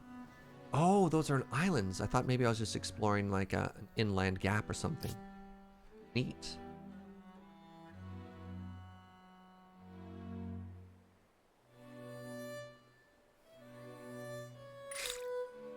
Oh, I don't have any more tech I can research. Alright, or sorry, I was out of the tech I'd queued up.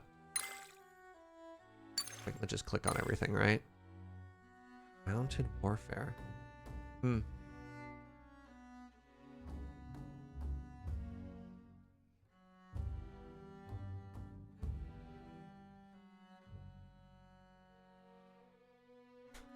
Create a city with a small package of infrastructure already built. Wow. What? Starts with all infrastructure? That's absurd. Let's just go ahead and put that in first. I don't know what cities I'd make now, but I guess maybe there's a point where you split your provinces. You just make them all independent cities.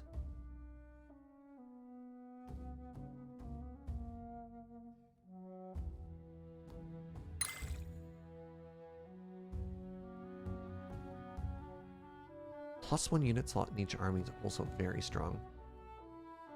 Oh, this is the hamlet that people are talking about. Sometimes cities need to hold sway over lands beyond the city gate. So this lets you build... Wow. This lets you build one, like, ring of stuff kind of in the middle of nowhere to grab all that slot. That's what I wanted for that river play. Okay. I don't actually think I care about mounted warfare.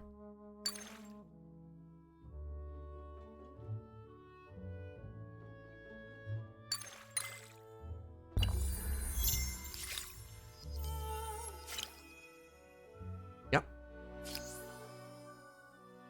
Making that money. Alright, well, I'm gonna crush everybody, apparently. Apparently.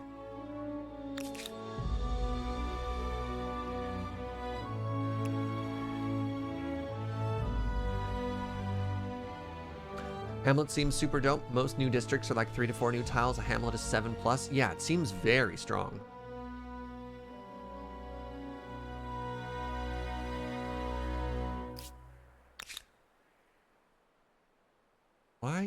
Why are you like this?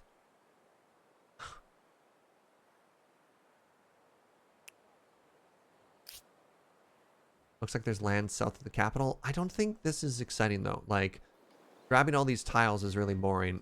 The tiles I want to grab are these like high yield river tiles because we have the river bonuses, right?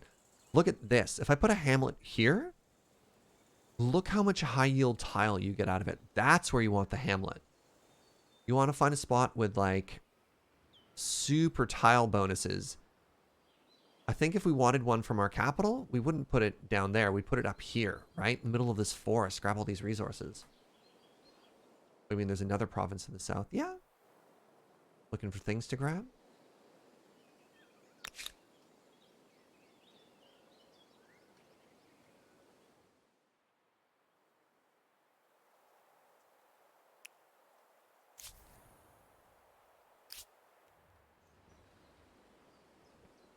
Yeah, the economy in this game is so different from Civ.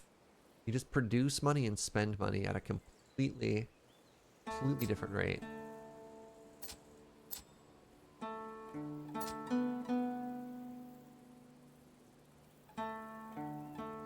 What's the number I have to beat? My executive function skill? I get off the couch and go upstairs? When the time feels right. You'll know. I'm on team, be kind to yourself. Army will be lost at sea. I'm sure you're smart enough to figure this out, right? Please? Hold on. 1, 2...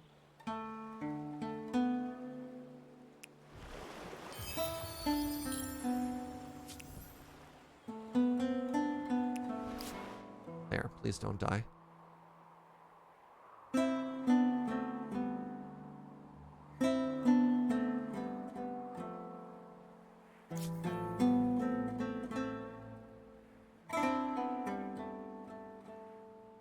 Oh, hey, there we go. We're on land. We're exploring now. All right, go.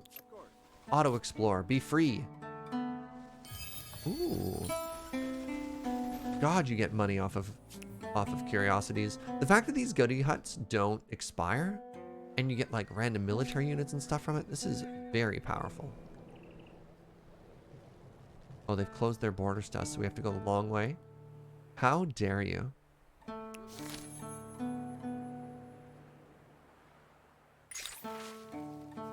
A map of the heavens. The Empire's achievements in science are already a matter of great pride. Now, a bright, industrious woman hailing from the Empire's most renowned center of learning, Babylon, has presented you with an atlas of the heavens, dividing the stars into constellations. Their wheeling nature, once the domain of the gods alone, now approaches human comprehension. How should we use it? We can use it for military purposes, get eagle-eyed, that gives us bonus vision range, or we can use it to teach our people.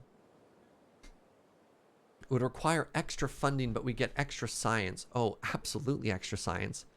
All of my cities, all 5 of my cities will be producing plus 10 science each. That's huge. Isn't that 500 science over 10 turns?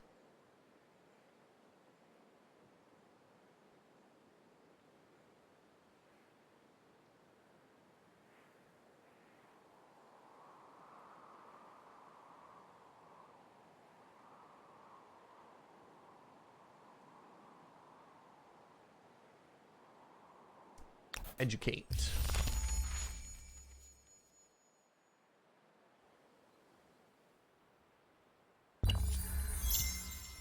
An impressive mausoleum. Oh, we finished it. But I can't help but Yeah. wonder what sort of a sign it is when an empire spends more on the dead than the living.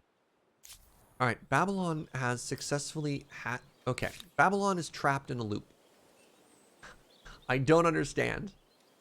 I buy you more food. What do you need from me? What do you need to be happy?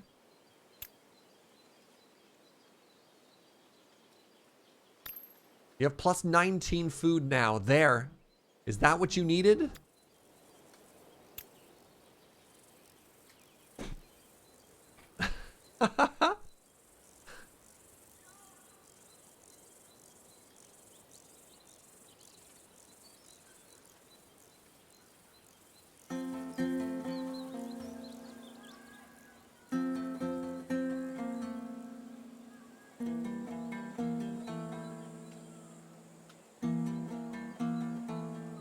Oh, that's how you get more slots. I understand now.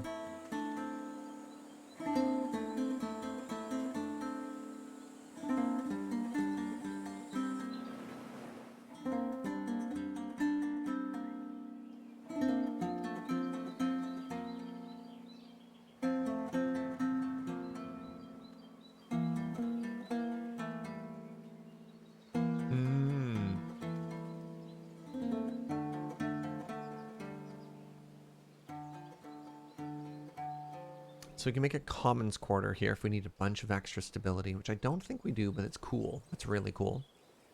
This city doesn't need an amphitheatron. I think we just work on more foundation stuff here.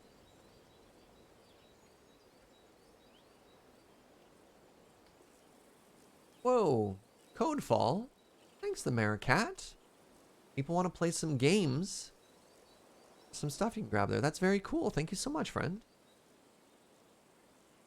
Do some public ceremonies. Wow. God, there's a lot to this game. I think this is the sort of thing where you just realize that you're probably not going to get everything in every city. Is that fair to say? Like you really want to specialize them? So like, what does our capital produce for us?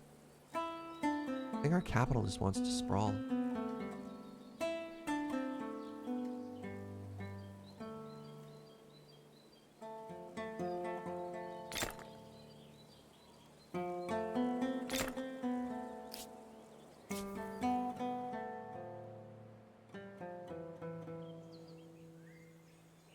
Right, so the mausoleum is going to give us some tremendous science as well. And check out the yields we just got, because of course, now that we're on the river here, we get the bonus food tiles from all the river tiles. We get the bonus stability and all that bonus industry as well. So that was huge for our capital. get a bunch of industry and money, try and get everything. Yeah, I guess so.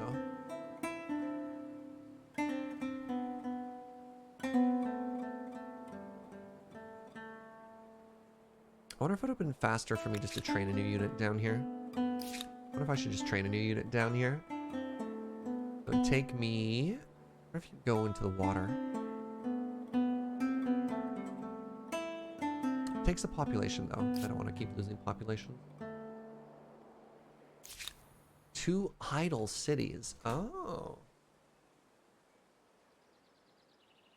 What do you think? Is Sus the city that wants a little religious thing going on here?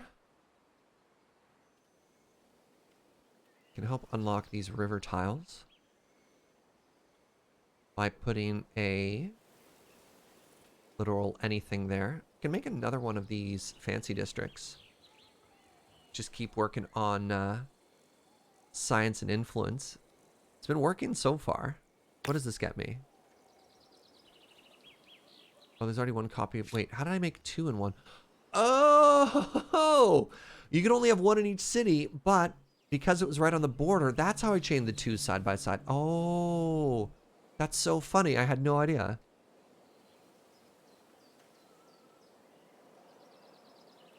Huh. Okay. Neat.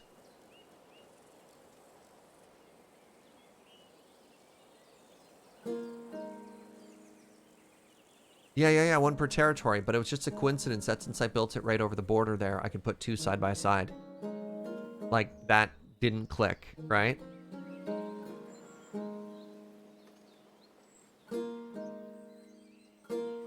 There's so much to learn in this game. Am I not in sus? So that gives us 11 food. It's always exciting. Do I need more food here?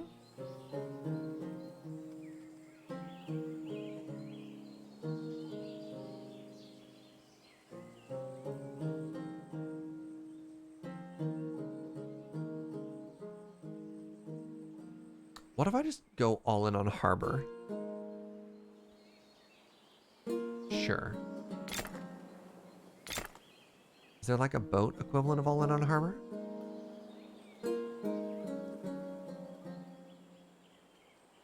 Try and max out your special districts. Yeah, it does give you... It's like, why did you pick that, that empire if your plan isn't to get them all, right?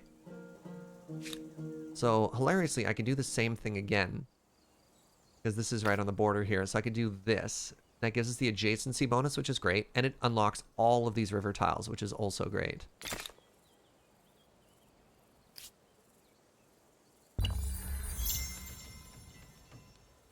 What are shared projects? So unlike in Civilization, things like World Wonders and very large projects, all of your cities can work together and you can use the production from them to build the project. It's very cool. Very, very cool, actually.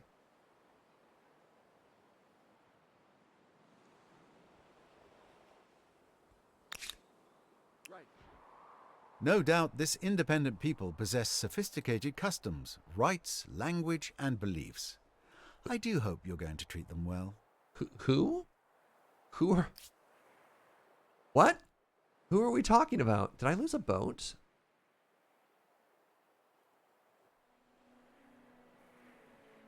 Did I lose several boats? Hold on, what's happening here? At the catch.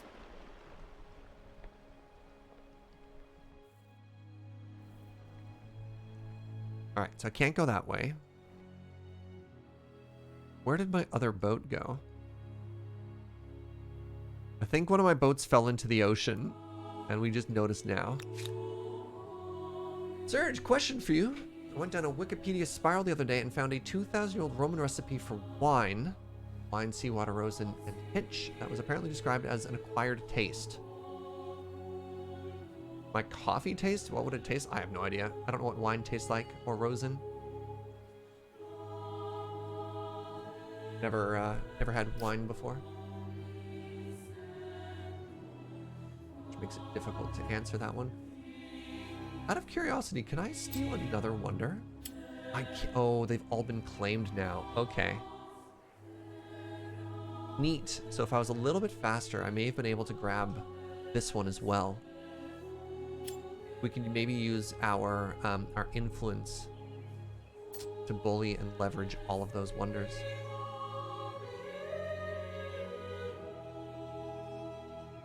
Maricat says Ratsina is the wine in question. They still make it and sell it. Cool. Huh.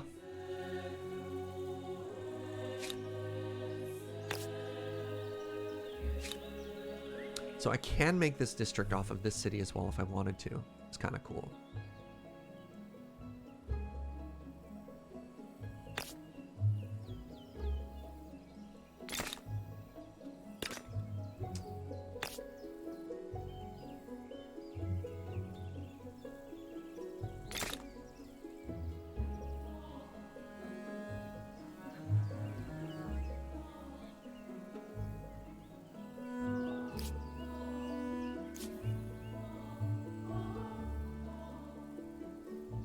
You might end up using a little military to get the other wonders. Oh, you mean to take them? Nah. I'd like for this game to be more peaceful. I'm not going to go out looking for fights. You know? Hey, what's up, Butter? Ulu has gained another population. Great. The colony model. Getting to start with all infrastructure is remarkable. So if we end up wanting to make another city down here, for example, becomes very doable. Give me a quick second, friends. I'm going to take a short bathroom break here. Really having a good time. So please stick around, and I'll see you after the break.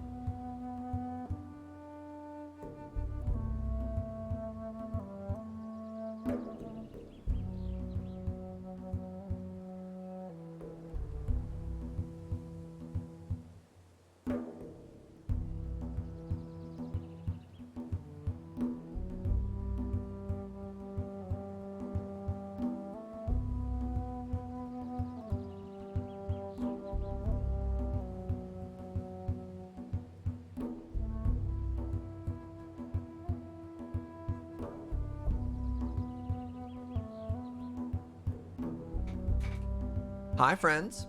Back. Thank you very much for sticking around during the break. So we're very close to moving out of the classical era. The more I think about it, the more I kind of love this star system, this fame system, because it gives you very measurable, like short and medium term goals to work towards. There's definitely a feeling in 4X games where you can feel a little bit lost, especially when we're not in conflict. It's like war and conflict can make these games give you more direction, give you more like something very easy to do. But if you're not playing the conquest game, how do you keep yourself interested and motivated in terms of what you're working towards? And yeah, the star system actually satisfies that quite nicely. Bring back Chair or Riot? Oh no. Wait, I wonder if I can move for the turn and also upgrade. Looking at each Aristar's goals for the first time, do you feel they're varied enough that you can still do whatever you want to progress? I mean, it looks like it, yeah. Because you're going to want science anyways, right? We get more points because that's the Civ bonus we got from the Greeks, but like, you have war, you have fame, which is basically culture, or sorry, you have influence, which is culture, you have science, you have expansion, and I think if you just pick like 2 out of 3 of them, you're fine. And there's a catch-up mechanic. So even if you're not leading on that, you're never gonna get outpaced by everyone, which is kind of cool.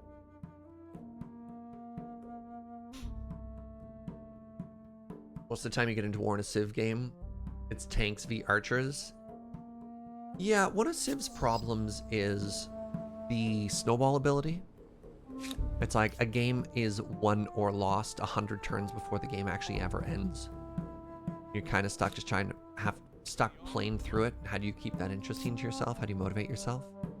Alright, if I go that way, I die.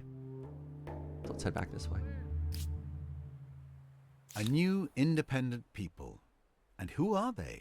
Where? Time will tell if Who are they helpful, indeed? helpless, Who are you talking about? Mystery. All right, there's a little bit of clunkiness sometimes in the events. Who are these new independent people? I would love to know. Tell me. Oh, is it them? Have I met the mercenaries of the independent people? A group of autonomous settlers that share language and culture. How do I pronounce this? Mochikas? Are renowned for their vibrant and high quality copper, ceramics, and craft. Yeah, have I met mer people? Like, what's happening here?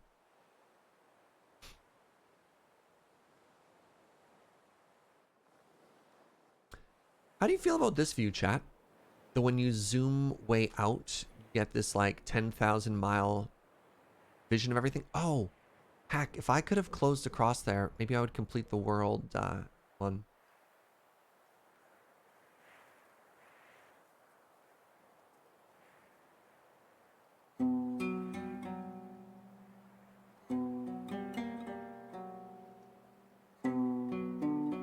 The notice that you click acknowledgement will take you there? Sorry, the you met an independent people was a voice line, it wasn't a clicky.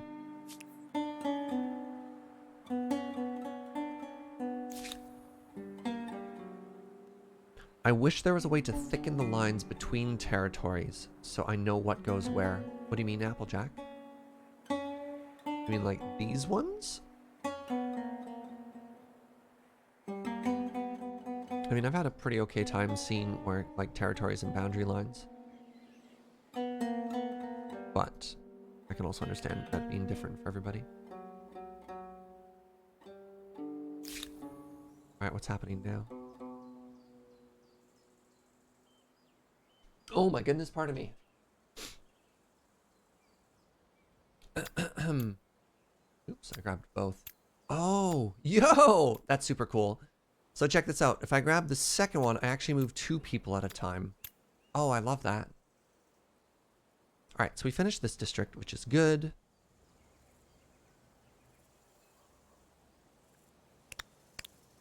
Right, but these districts don't grab us river yields.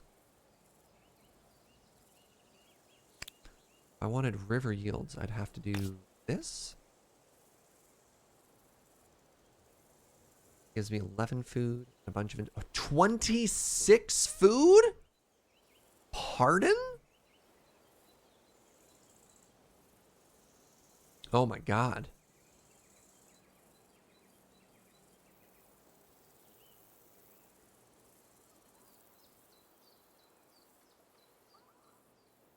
It's plus 11 food. It's plus 11 food. Yeah, I want to try and grab all of these yields here. Is the game worth picking up? I think so. I absolutely think so. I'm having a very good time. Wow, that's also 26 food. But that again brings me back to the issue I was worried about before, which is building on a river gets rid of a lot of those yields, but it's very efficient. So I think I am going to do this. And then let's grab the river buffs here.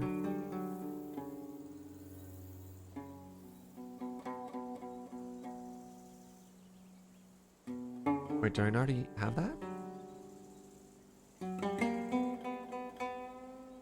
Why am I not getting production for +2 industry on the river? Yeah, that was supposed to give me industry.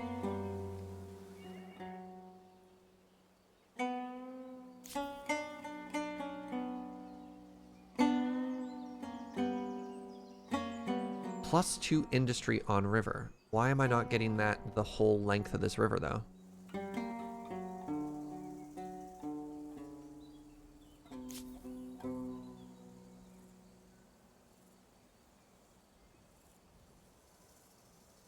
If you build a farm on the river, it won't give industry. Yes. Yeah, we covered that earlier. I'm just wondering why when I go to build this district here, whatever, maybe we'll see it afterwards. Maybe we'll get that adjacency bonus once it builds. But it's like when you do this, right, it shows you the food bonus and it also shows the stability bonus. But it's not showing the industry bonus.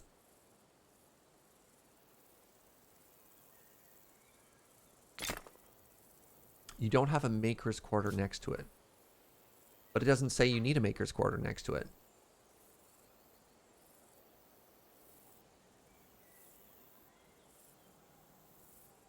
Food quarter only exploits food.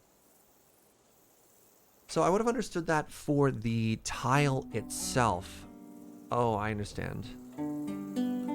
So if I did this in the opposite direction, that's +16. Oh, I get it. Sorry, I'm shouting. That's +12. Oh.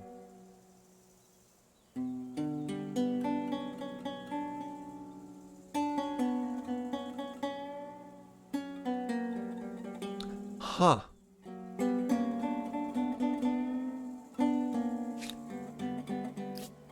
I get it now.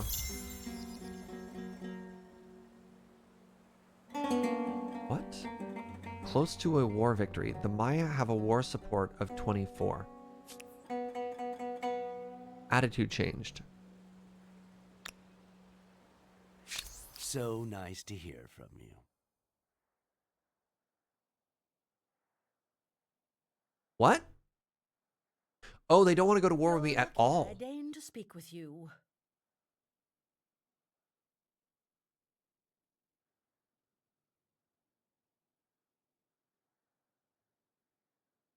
Yeah, rivers are difficult to use because they give both food and industry. What does bound mean? You feel like a long-lost sibling to them. They will seek an alliance and positive treaty. Oh, great. Okay.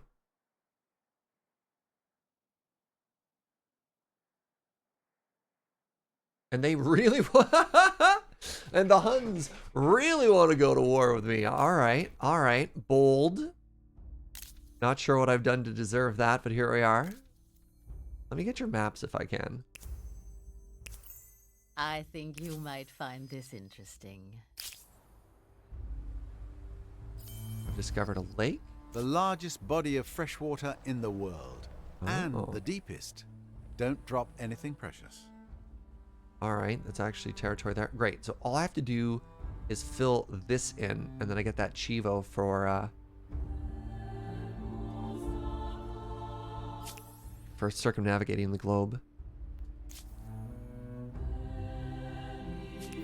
Well, well. Another empire has certainly left a mark on the world with this cultural wonder.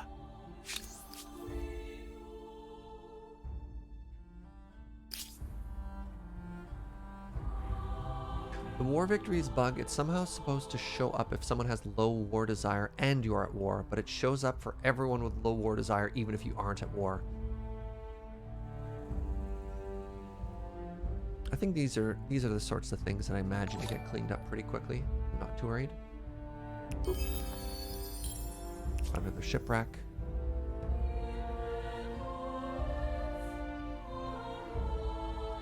Rita, thank you so much for 6 months. It's you, new bean. Oh, this is Civ. Looks at game closely. Not Civ, but still Civ. Yeah, this is a sweet game. Came out on Tuesday. It's very good. Very, very good.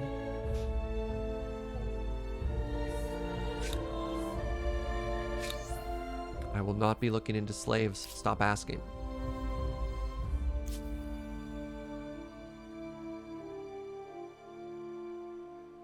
All right, so I should delay a couple turns, even if we're about to complete here, so that I could finish that special district. I guess if I really wanted to, I could build one up here too.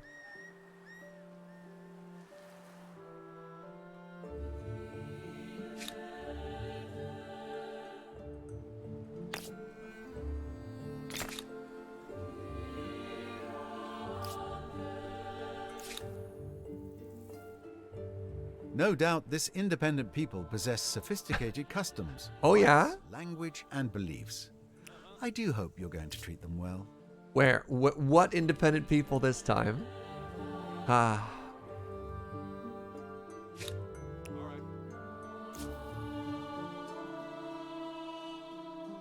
Alright. Hopefully you don't die if I turn Auto Explore on. Hopefully my boat is not so stupid as to... Makers' quarters. It seems that someone took the phrase, building your future, a bit too literally. Cool turn! Cool turn, boat. Good job on the Auto Explorer. I feel like you're really contributing. Did I get deluxe or normal? I just got normal. Looking at the deluxe, it mostly just included soundtrack.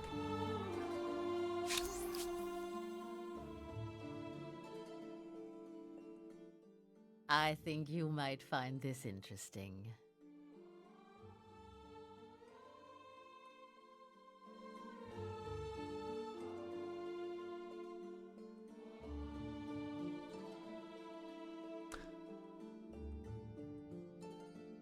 You'd like shared logistics. Units can be upgraded while in each other's territory. Sure. And share transportation infrastructure? So this is something that I found was really lacking in previous Civ games, is actual true collaboration. And it's feeling like this is the case. Like, look at the type of agreements that we can do here.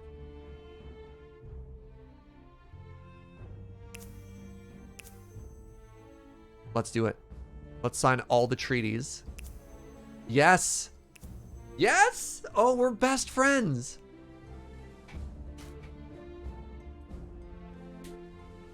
Am I enjoying not having to listen to Green Sleeves for 500 hours in a row? Yeah. Just like, you're Canada. Okay. Listen to the Canadian national anthem forever. Pardon? Did I stutter? I got a hoarder Chivo. Collect 50 curiosities. Okay.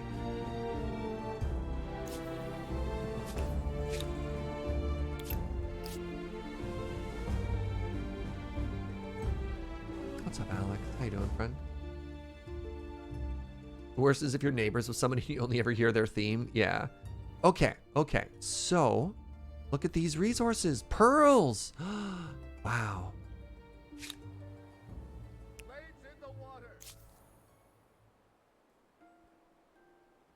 I finished a game yesterday. I ended in last place, but the ending cutscene made me feel good about what I had accomplished. That's so cool. Oh, hey, look, a second boat. You may call me Two Boat.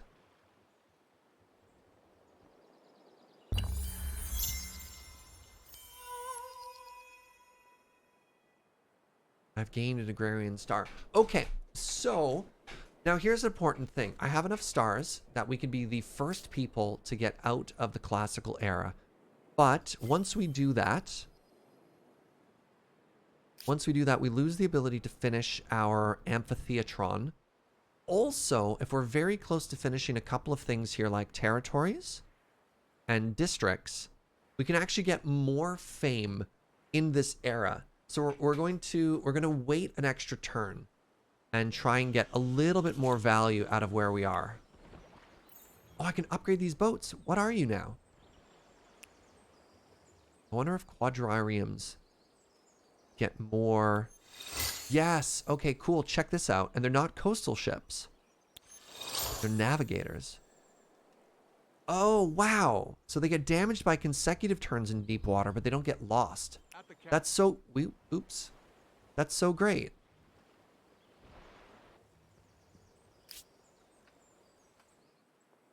You can continue unique districts that already have some production on them. Only the ones at 0% are canceled. Oh, okay, that's good. I still want to try and get one more territory and one more district completed anyways for the fame points before we switch.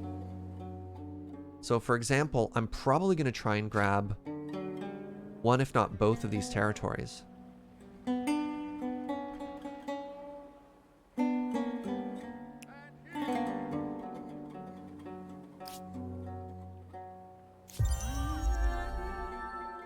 Remind me later.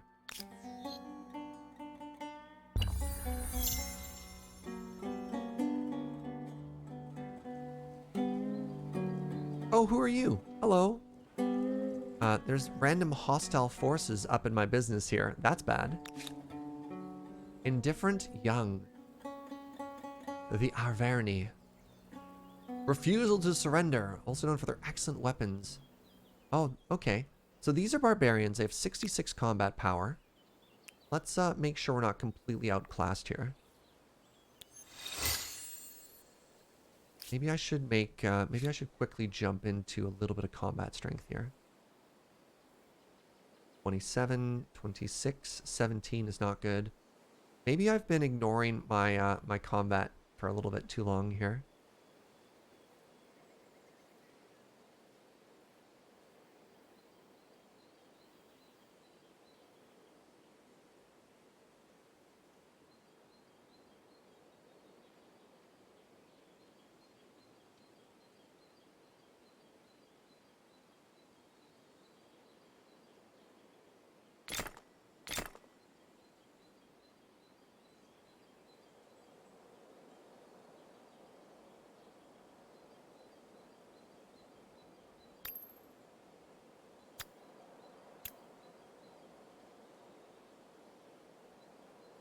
Hoplites have a bonus against horse units? Hmm.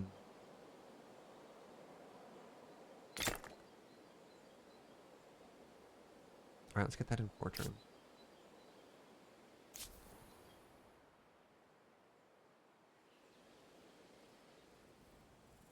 Can I upgrade you? Oh, I have a chariot unit too. Wait a second.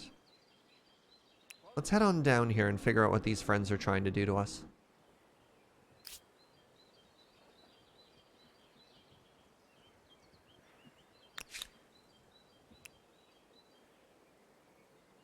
I can also do reinforcements if I wanted to.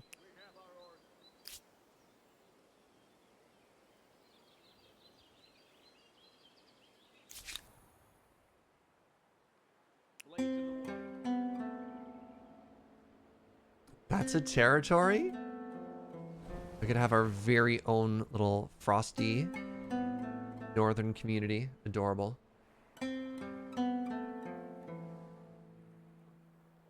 Yes.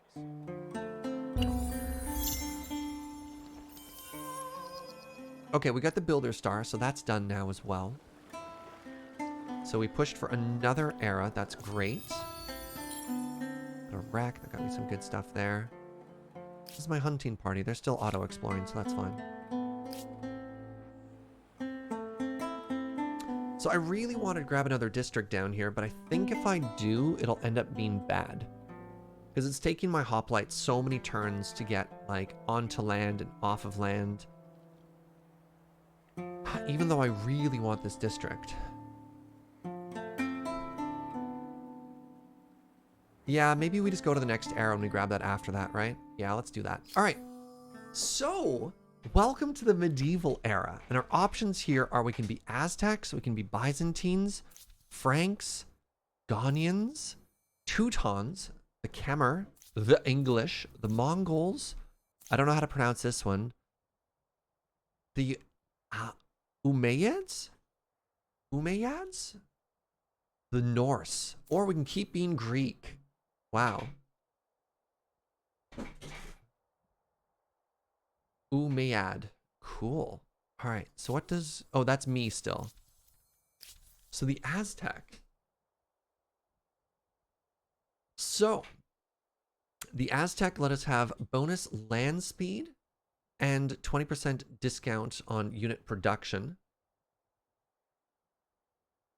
And our special district is called the Sacrificial Altar. It gives us bonus to faith, stability, and influence per adjacent district. We can also sacrifice population to apply a celebration. It gives us Jaguar Warriors. I don't think we're going for the Aztec. Byzantines. If we want money, okay. We can build the Hippodromos. Money for horses, plus 25 money per adjacent horse deposit. Wow. We only have one horse. Frank! Crown Lands gives us plus 10% influence. Scriptorium gives us faith. Costs us stability, but gives us science. Do you think we still need science? I think we might be farther ahead. Byzantine, not Byzantine. The Umayyad were an important Arabian dynasty, later in control of Iberia. Wow, cool. Thanks, Panic. All right. The Ghanaians. Plus 5 money per number of access to luxury resources. We have a lot of luxury resources, so we could switch to money if we wanted to now. Bonus money per trade route. Okay. Oops. Anything else in there? And then we get camel warriors. Wow. Ghanaians. I'm going to pronounce everything wrong here. Doing my best, chat. Doing my best. Teutons. Let justice be done, though the world perish. Wow. Plus money per state follower of the religion. Okay. So this is a payoff for faith. If you have a ton of faith, you can start getting money and science from it. So that's kind of cool. Plus 3 industry on every maker's market. Plus 1 industry per population. Bonus to food. Plus 2 industry per adjacent river. Oh, and it counts as a farmer's market and a maker's market? That's what we wanted, chat. Oh my god, that's so strong. Holy crap. For all the river stuff that we've been working on right now, that's remarkable. And we get an elephant unit? Wow. It's a ranged combat unit. That's really powerful. We have the English. Increases the range of ranged units by 2. Cool. Counts as a farmer's quarter. We got the Mongols. Automatically upgrades regular outposts. Cannot be attached to cities. Okay. This is another science one if we wanted to. The Norse. Bonus movement speed for boat. Counts as a farmer's market and a market quarter. Gives plus 5 food per adjacent coastal water. Wow. And if you're going to ransack people, you get way bonus money. Okay. I think we're going to take the Khmer. That seems very, very powerful.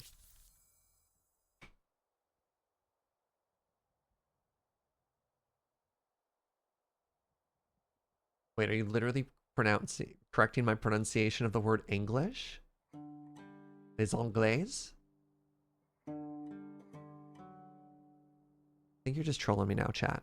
I'm just going to assume, since you're making fun of me there, that literally everything else I've ever pronounced earlier was also correct. I adopt. I confirm.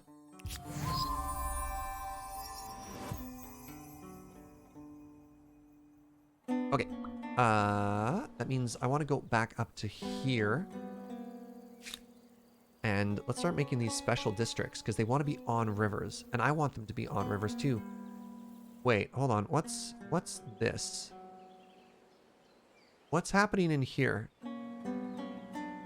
Oh, it's wartime. Oh. Let's dance.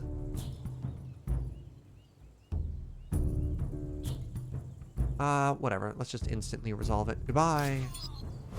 What did I lose? I lost one of my archery units. That's probably fine.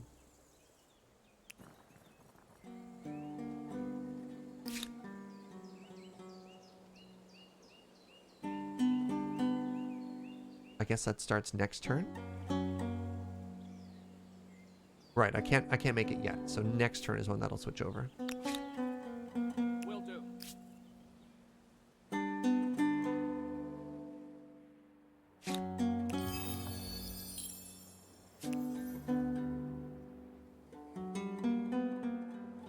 So it looks like this might actually be the best location for that, to claim that territory.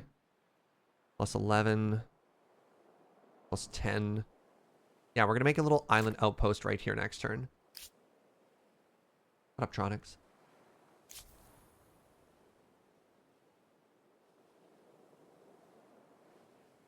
We stayed as the Greeks, or do we change? We're changing, because you change every era. And I don't even think you want to stay as the same one. It just shows you what your bonus was. Mods, do you think it makes sense to make a command? Like, how interested are you in this chat of knowing Babylon into Greek and to... How do I pronounce this word as one syllable? That doesn't make sense to me. Khmer? That's still two. Pronounced like Khmer? Oh, as opposed to Kemer, which I'm saying? Khmer? Khmer? Still sounds like two syllables to me. If you stay in your existing culture, you get a plus 10% bonus fame income. We're the one.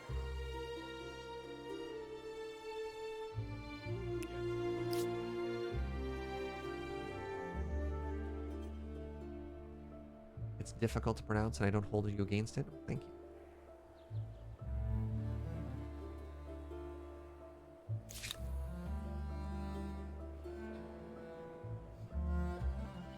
So I'm not going to be able to get the amphitryon, whatever, in this town.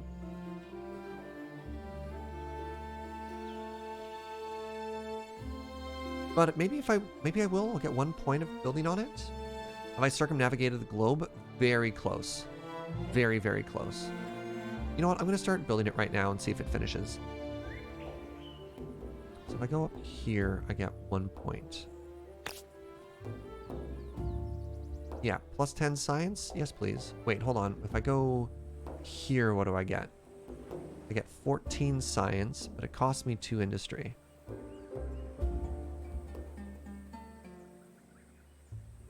Wait, that's plus 12. Oh, it's plus 12 because it's an adjacency bonus and it costs me 1 production? That's... fine. It's 14, but it costs me 2 production. Maybe that's even better.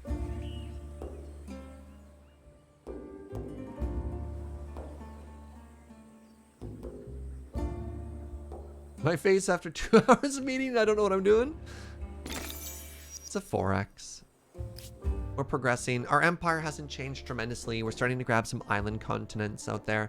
We're exploring, we're meeting our neighbors, and we're doing our best. Game seems very in-depth and engaging. Yeah, I'm having a very, very good time. I'm having a very good time. Wisdom and technical innovation from earlier eras bring humankind new knowledge, and we immediately use it to find new ways to kill each other off. Greater empires build more powerful armies, but brute strength may be defeated by superior innovations. It is brains versus brawn, with ever richer cities as tempting spoils for the victor.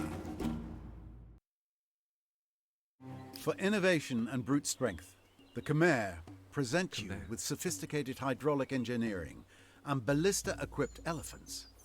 I like it. And then check out how our architecture changes. Isn't that so cool? Because our architecture is being updated to reflect the culture and the era. Isn't that so cool? All right, so our main thing we want to do is builder stars. So builder cultures like yourself earn more fame or builder stars. So go to the Empire screen. So we want districts. We want districts, we want districts, we want districts. How similar is this game to Civ 6? It's 10,000 small differences as opposed to any one particular large difference. Look at this! This gives me plus 29 yield? Are you kidding me? This is absurd. So that's plus 39 for that. If I build it here, it's plus 47? I can build both because these are two different provinces. I can go here and then I can go there after, and that's a cost of 22 stability. Oh my god. Do I have the stability cap for it? I think I do. Oh my god.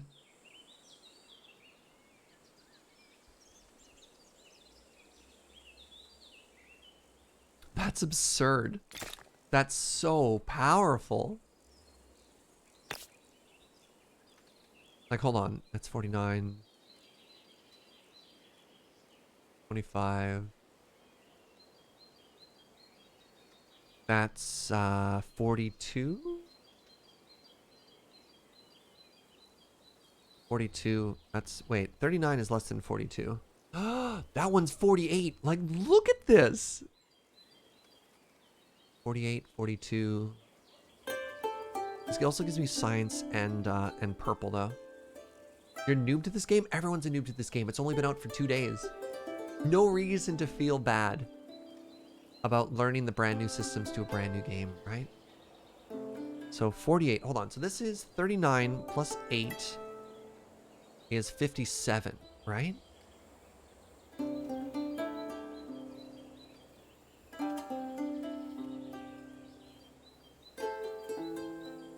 Number go up. The yield bonuses here are unbelievable. Wait, that's 48 plus 4. So this is more. This is the best one I can do, and then maybe I can put something in there later on.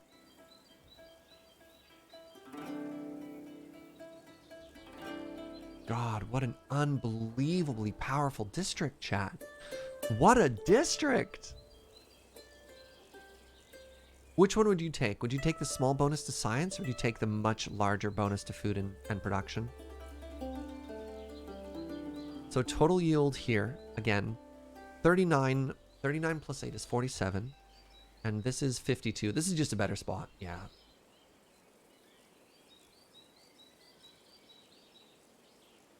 You do value science more than I do. I think we have enough science right now. Percentage-wise, that ain't nothing. All right, let's get one more hoplite though. All right, let's just start building our new friend in every city, right? So where do you want to be? This is, oh god. Okay, 37, 38. What is 15 plus 29? 42. 42 is very good. That's 43. That's even better. 43 seems quite good.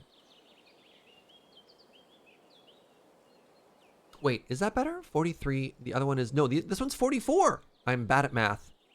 And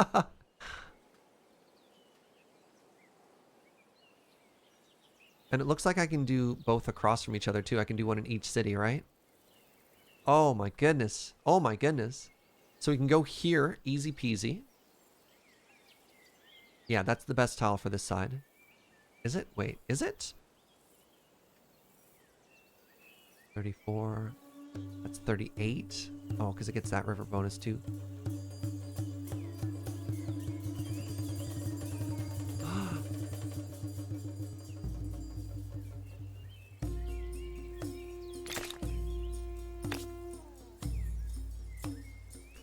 $37.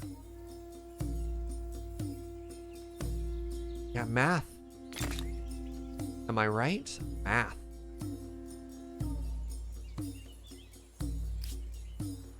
I mean, I think I'm making the correct decision just building this in literally every single city, right? Like the boosty we're gonna get out of this? All right, so it's suggesting to me right now that we build it there for 49. Let's check the other tiles. Okay, that's less good. That's 39 compared to, wait. Yeah, same. That's so much production. Oh my God. 44. What's up, Betazed? Number go up. Look, gamers love number go up. Oh, can you build on top of an existing district? You can. You can destroy it if you want to. Wow. 41. Does that do?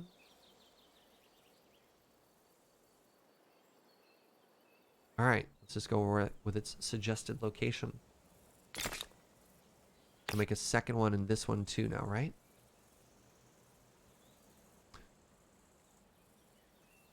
Oh, we built it on that side, so now it's suggesting these. It's 40.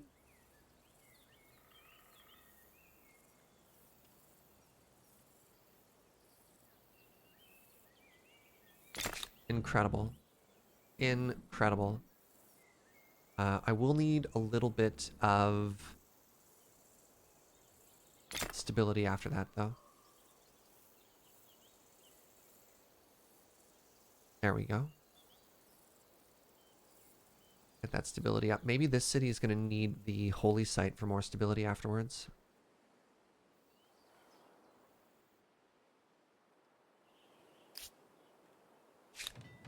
Yeah. Wait, why are you doing that now? No, bad. Bad city.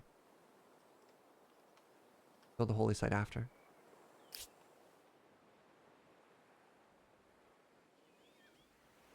Oh, it canceled my district, chat.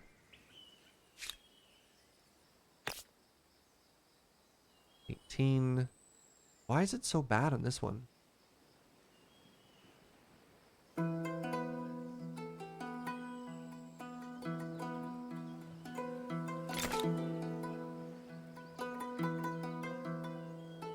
Should have waited the extra turn.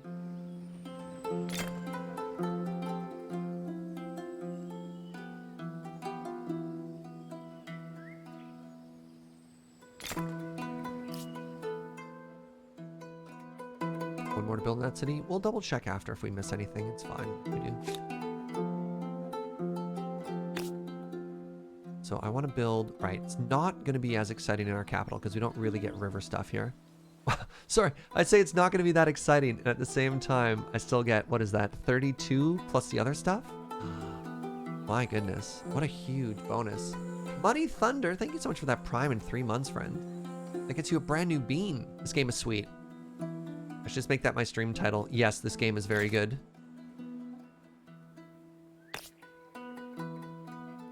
25. 27.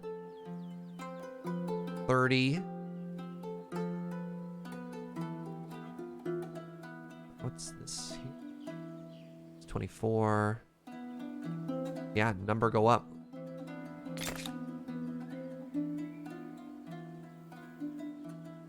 +1 per population is going to pop off in the capital too. Oof. Yeah, no kidding. Anyways, so we're founding a new outpost down here, which is also cool. Wait! Oh my goodness! There's a natural wonder here too. Oh, cool! This is our first natural wonder we're going to control. The Great Blue Hole. All manner of sea creatures stalk the hole's uncharted depths, from sharks to gobies to anglerfish. So, the person who controls it gets influence and gets +10 stability on the city or outpost. And money. Wow. Quick, call James. Alright, so we have constructed Uskdarler.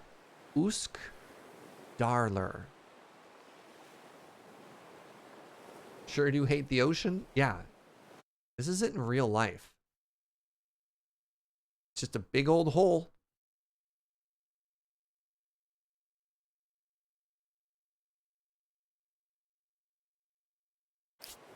goes down for a very long time.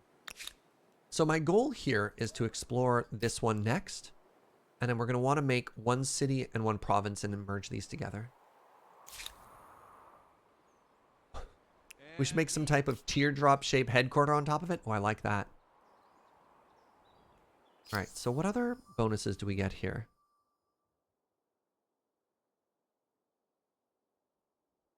Oh, so I need 4 more territories to get that star point.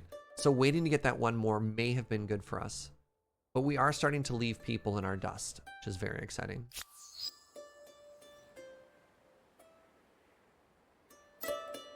Oh, I can grab some wonders. So we can grab Angkor Wat. Gives us food per faith and stability. Okay, we can grab the Forbidden City if we want to go to war. Not particularly interested. Grab a giant bronze Buddha in the heart of the complex. Oh, these are all faith. I don't know if I'm excited about faith. These are all faith ones.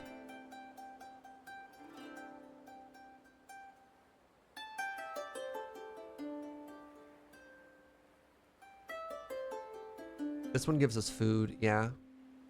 And fame, yeah. I mean, it's not like I'm missing on the influence, right? Angkor Wat's one of the most amazing places you've ever been. I'll have to go sometime. And tourists! We haven't seen if there's a tourism game in this yet, but yeah, you're right. And tourists.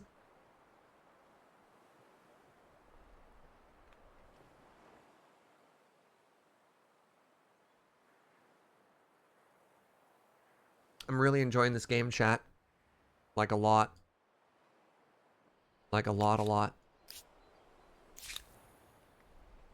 I can upgrade here? No, I'm not in a valid position to do that.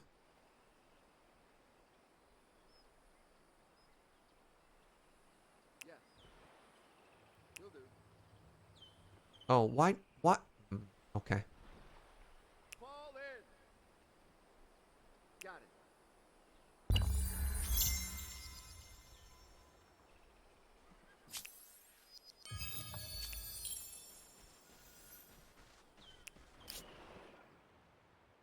Attitude changed. Okay. A pleasure to see Man, they really want to go to war with us. All right. Pleasant. Okay. We are much more powerful than them, but their war support is higher than ours. And someone else is attacking them. Are they? It says they're at peace with everybody.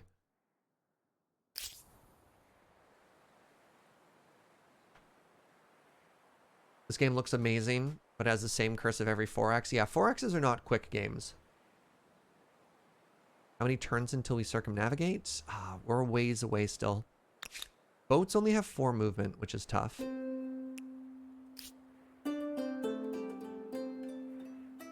Find 4X is very intimidating to play. There's a lot of complexity.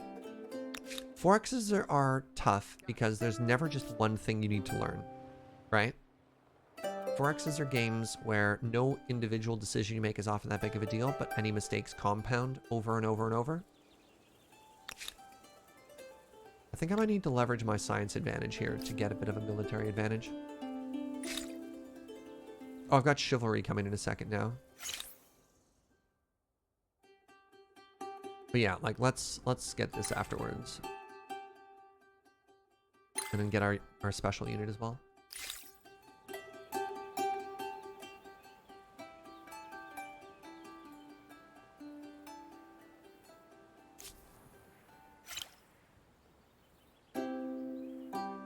You like 4Xs on low difficulty so you can get more loose with your mistakes? Sure. It's also like playing Civ at low difficulty. You're like, I just want every single wonder. No one else may have them. These are all mine, right?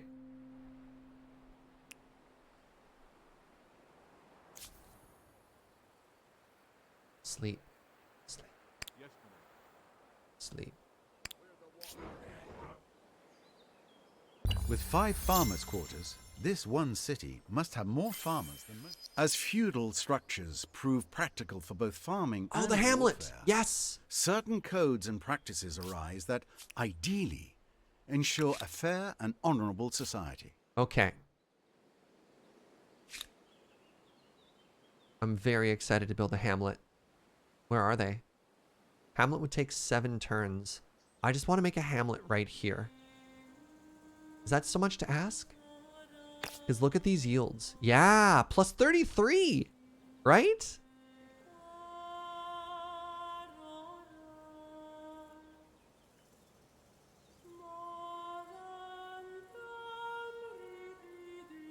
No, turns out the holy site doesn't work that way, Tiberius.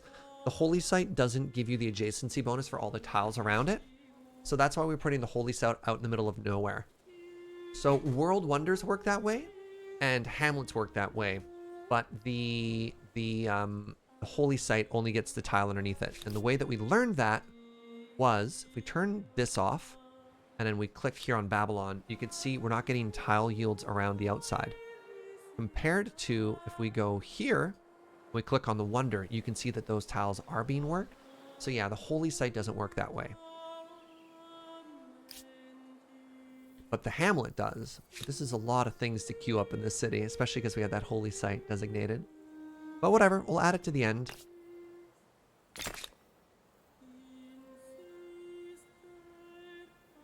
Is that where the mushroom hermit? I forgot about the mushroom hermit, yeah. I like that our city just pushes away all the snow.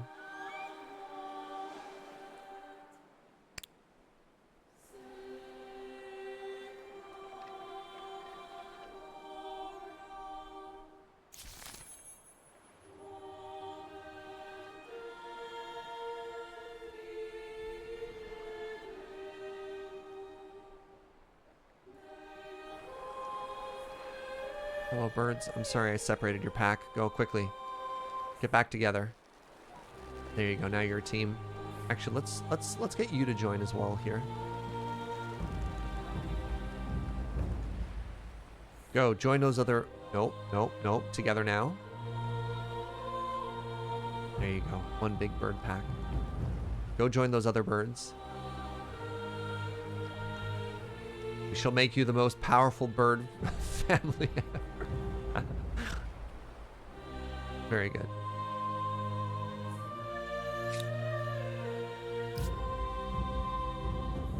There's a civ you think I'm going to lean towards? No, typically when I play a game like this, I like to have a very different experience. So we deliberately went science, because science is pretty safe. And then maybe we'll try like a war playthrough. Maybe we'll try some other ones. I don't know.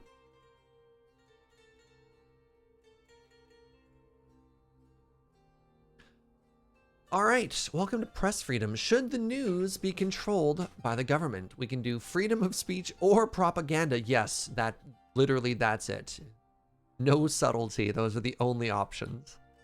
So we go more towards liberty, which gives us more influence. That's kind of exciting. Cost of stability. 20% cost of canceling a civic. Minus 20% cost of enacting a civic versus literally no chance of revolution. Wow. We'll go with freedom of speech.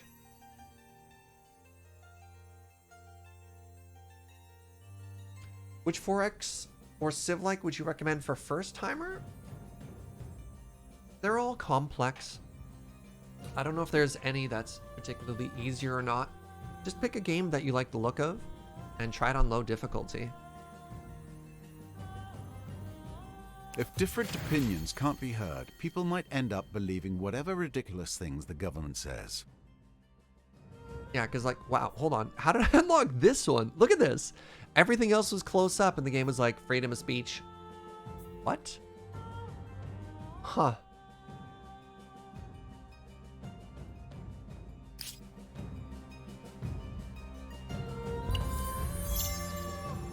All right, more population in sus.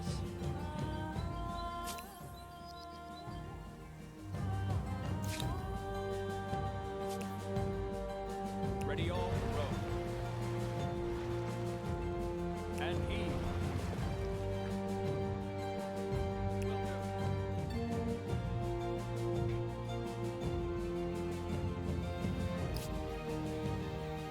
Basic Civ 6 is pretty friendly to players. Sure.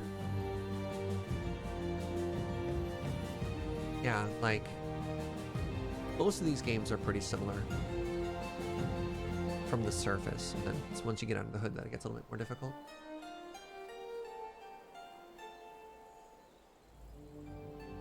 You like the tutorials for beginners and Humankind personally, but it can be a bit of information overload. That's the thing, right? These games, there's so much going on, which is fine. There's nothing bad about that. It can be a little intimidating.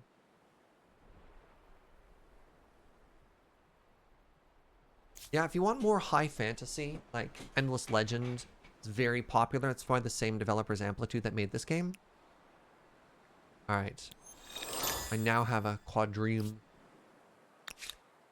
Want to try and use my science and military, or pardon me, my science and financial advantage to leverage a bit of a military advantage to dissuade Greetings. To the what do I Huns owe from this attacking me. Let's get down to business to prevent war with the Huns, you know. The Defiant Canvas. With cultural venues flourishing across the empire, a famous painter has been criticizing your rule obliquely through their work. Based in the cosmopolitan city of Sipar, their latest piece depicts a gluttonous, saggy-fleshed giant snacking on a platter of sugared cakes. They're gaining a bunch of attention. So, we can prohibit them. No, you may not make fun of me. Or we can encourage them. Art!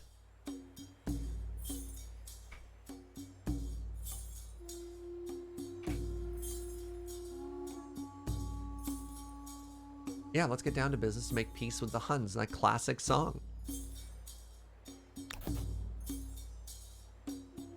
You know what? Roast me. Roast me, artist.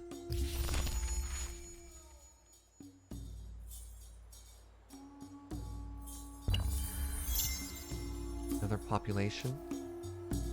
How we doing here? Focused on some growth. That's great. Did I finish the fancy district? I did! Oh my god, look at it. It's beautiful. Wait, hold on. It's a temple and it's got water in it? Oh, that looks so pretty. So this is a city with no province. Unless I grab something over here, but that's maybe fine. Did I ever make a dock here? I don't think I did. Or a harbor, rather. What if I built one here? Wow. Oh, I can just build this anywhere. Wow, I can build it out here? Let's get 15 food and 3 science from it? Cool. I thought I'd want it there for some type of adjacency bonus, but I guess not.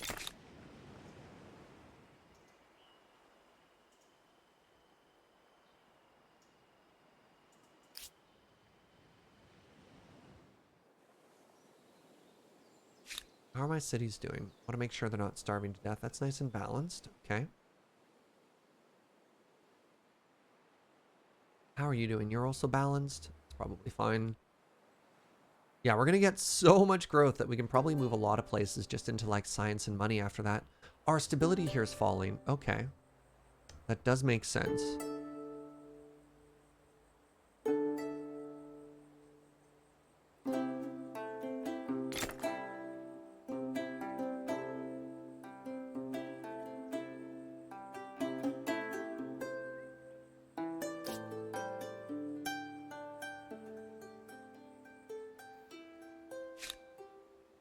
Okay, we're losing some focus here, but pardon me, some stability here, but we're going to work on it afterwards. That's good. Harbors can be built anywhere, but you can't build off of them like a hamlet. Okay, right. That makes a lot of sense. Should have just double checked my stability before I jumped too far out. Right, we're going to fix that pretty soon. Wait, hold on, go back. We're fixing that pretty soon. This is the downside with building a bunch of districts, is sometimes it negatively impacts stuff.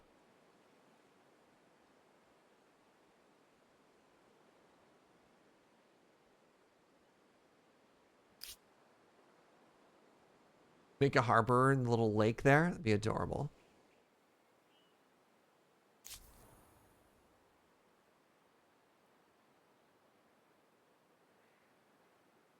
Can I just steal all the wonders? No. I have to build one before I can grab another one. Okay. Okay. It's a shame, really.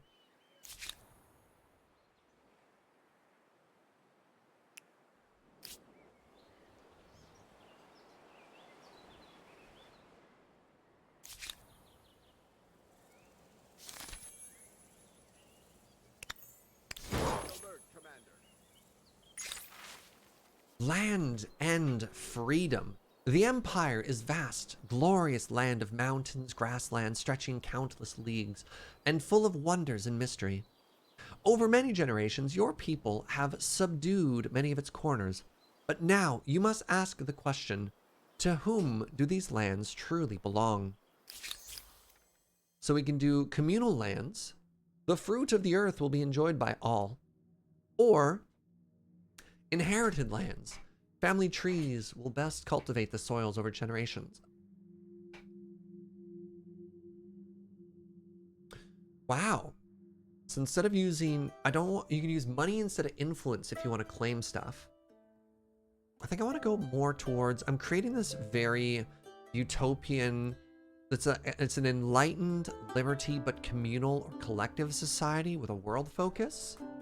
We're definitely building like a very, yeah, I like this. I don't know, I didn't finish the sentence. Very just society, maybe? Very altruistic society. Plus 10 food per number of attached territories on all cities. So that works pretty well. Do these bars have functionality in the game? Sure, if you're centrist, you have plus 10 stability. So you start off with just straight plus 40 stability in all of your cities. And then as you make decisions, you move away from stability towards a particular ideological bonus. So progress gives you science, whereas if you go towards tradition, you get religion. Similarly, if you go towards liberty, you get influence. If you go towards authority, you get combat bonus. For homeland, you get combat strength. If you go towards world, you get bonus food. Collectivism gives you industry, whereas individualism gives you money. So it's another neat way to sort of customize your civilization or the story that you're telling. It's And quite political cool. connections determine the status of something. There's as no good timeless reason as not to the go to land. extremes. Well, not necessarily. What if you need the stability? Because staying very centrist means you can build more districts. Yeah, and as we've seen, stability is very powerful too.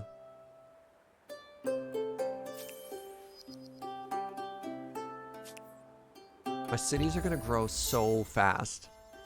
Close to defeat. All right. Siege tactics researched. Make our armies bigger. We get access to the ballista. Okay. Uskaladar is now following my religion. Amazing. The Celts now feel differently about us. They're suspicious.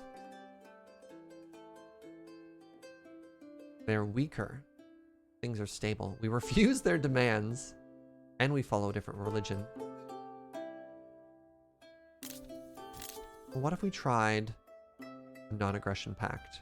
What do you think, Celts? You must resolve their ongoing demands first? I can be reasonable. Consider my demands withdrawn. So, hold on. I was like, I demand we have a non-aggression pact. And they said no. I'm like, fine. No demand for non-aggression pact. Would you like a non-aggression pact? And like, a non-aggression pact? What a great idea. Proposal, friend. What? Cause for celebration. All right, let's trade some stuff. There you go. There you go. Give me your money. This will be a blessing for all parties. I accept. Like A what? Most wonderful happenstance. What? Oh, they have dye. I don't have dye. I also don't have obsidian. I buy your stuff.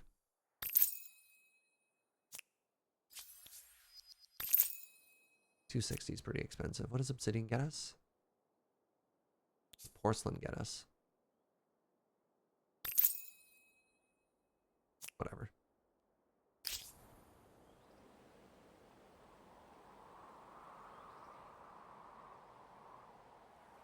Had an AI refuse to give me money for a trade deal, then I demanded reparations for refusing the deal. They paid me 10 times the amount? Yeah. Oh, so we have an independent... There's the Moche over here. Cool. There's another independent people, the Akkad. Cool.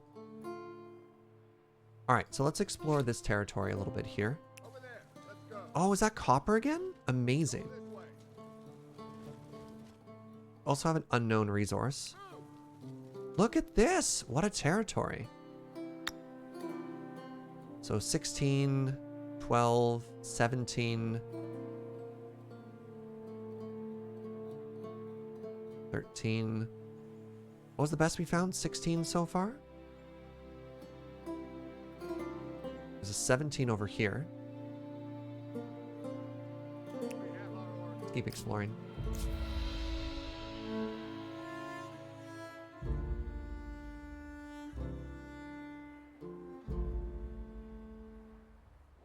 What? How is it already 12? Oh my goodness. All right. So I've got maybe 1 or 2 more turns in me, and then I gotta go and start getting ready to head downtown for a afternoon meeting that I have. But friends, this has been an absolute delight. My plan is to just keep playing this for a while. So if you've been enjoying watching this, well, good news. This is what I'm going to be streaming a lot of in the next couple of days.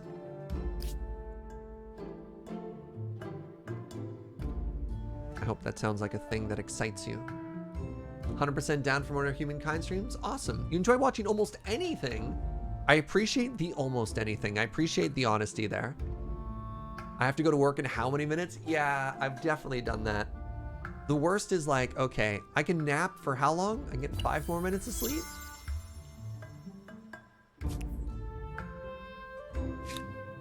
All right, I just want to explore a little bit more of this island. Just to see if there's better tiles. 17, 17.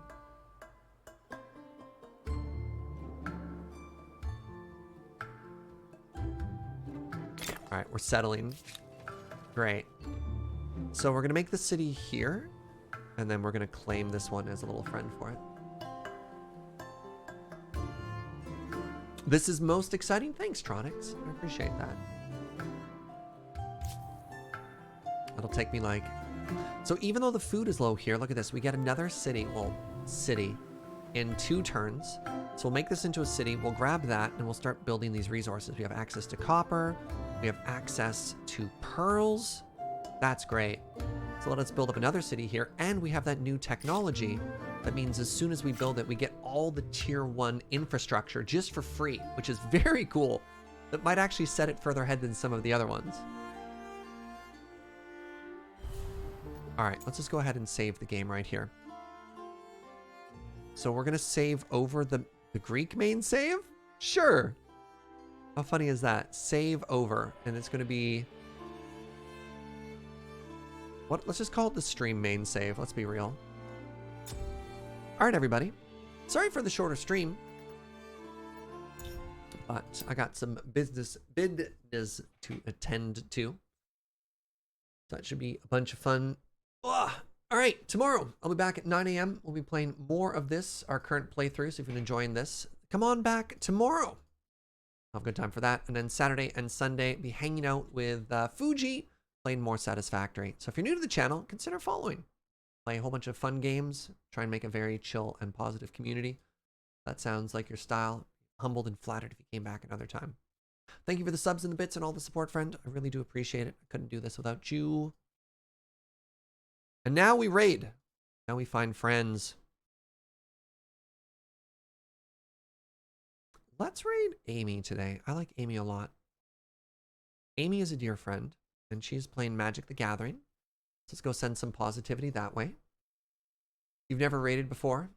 Let's just go spread some positivity. Go let somebody know that they're loved. All right, everybody. See you next time. Bye-bye.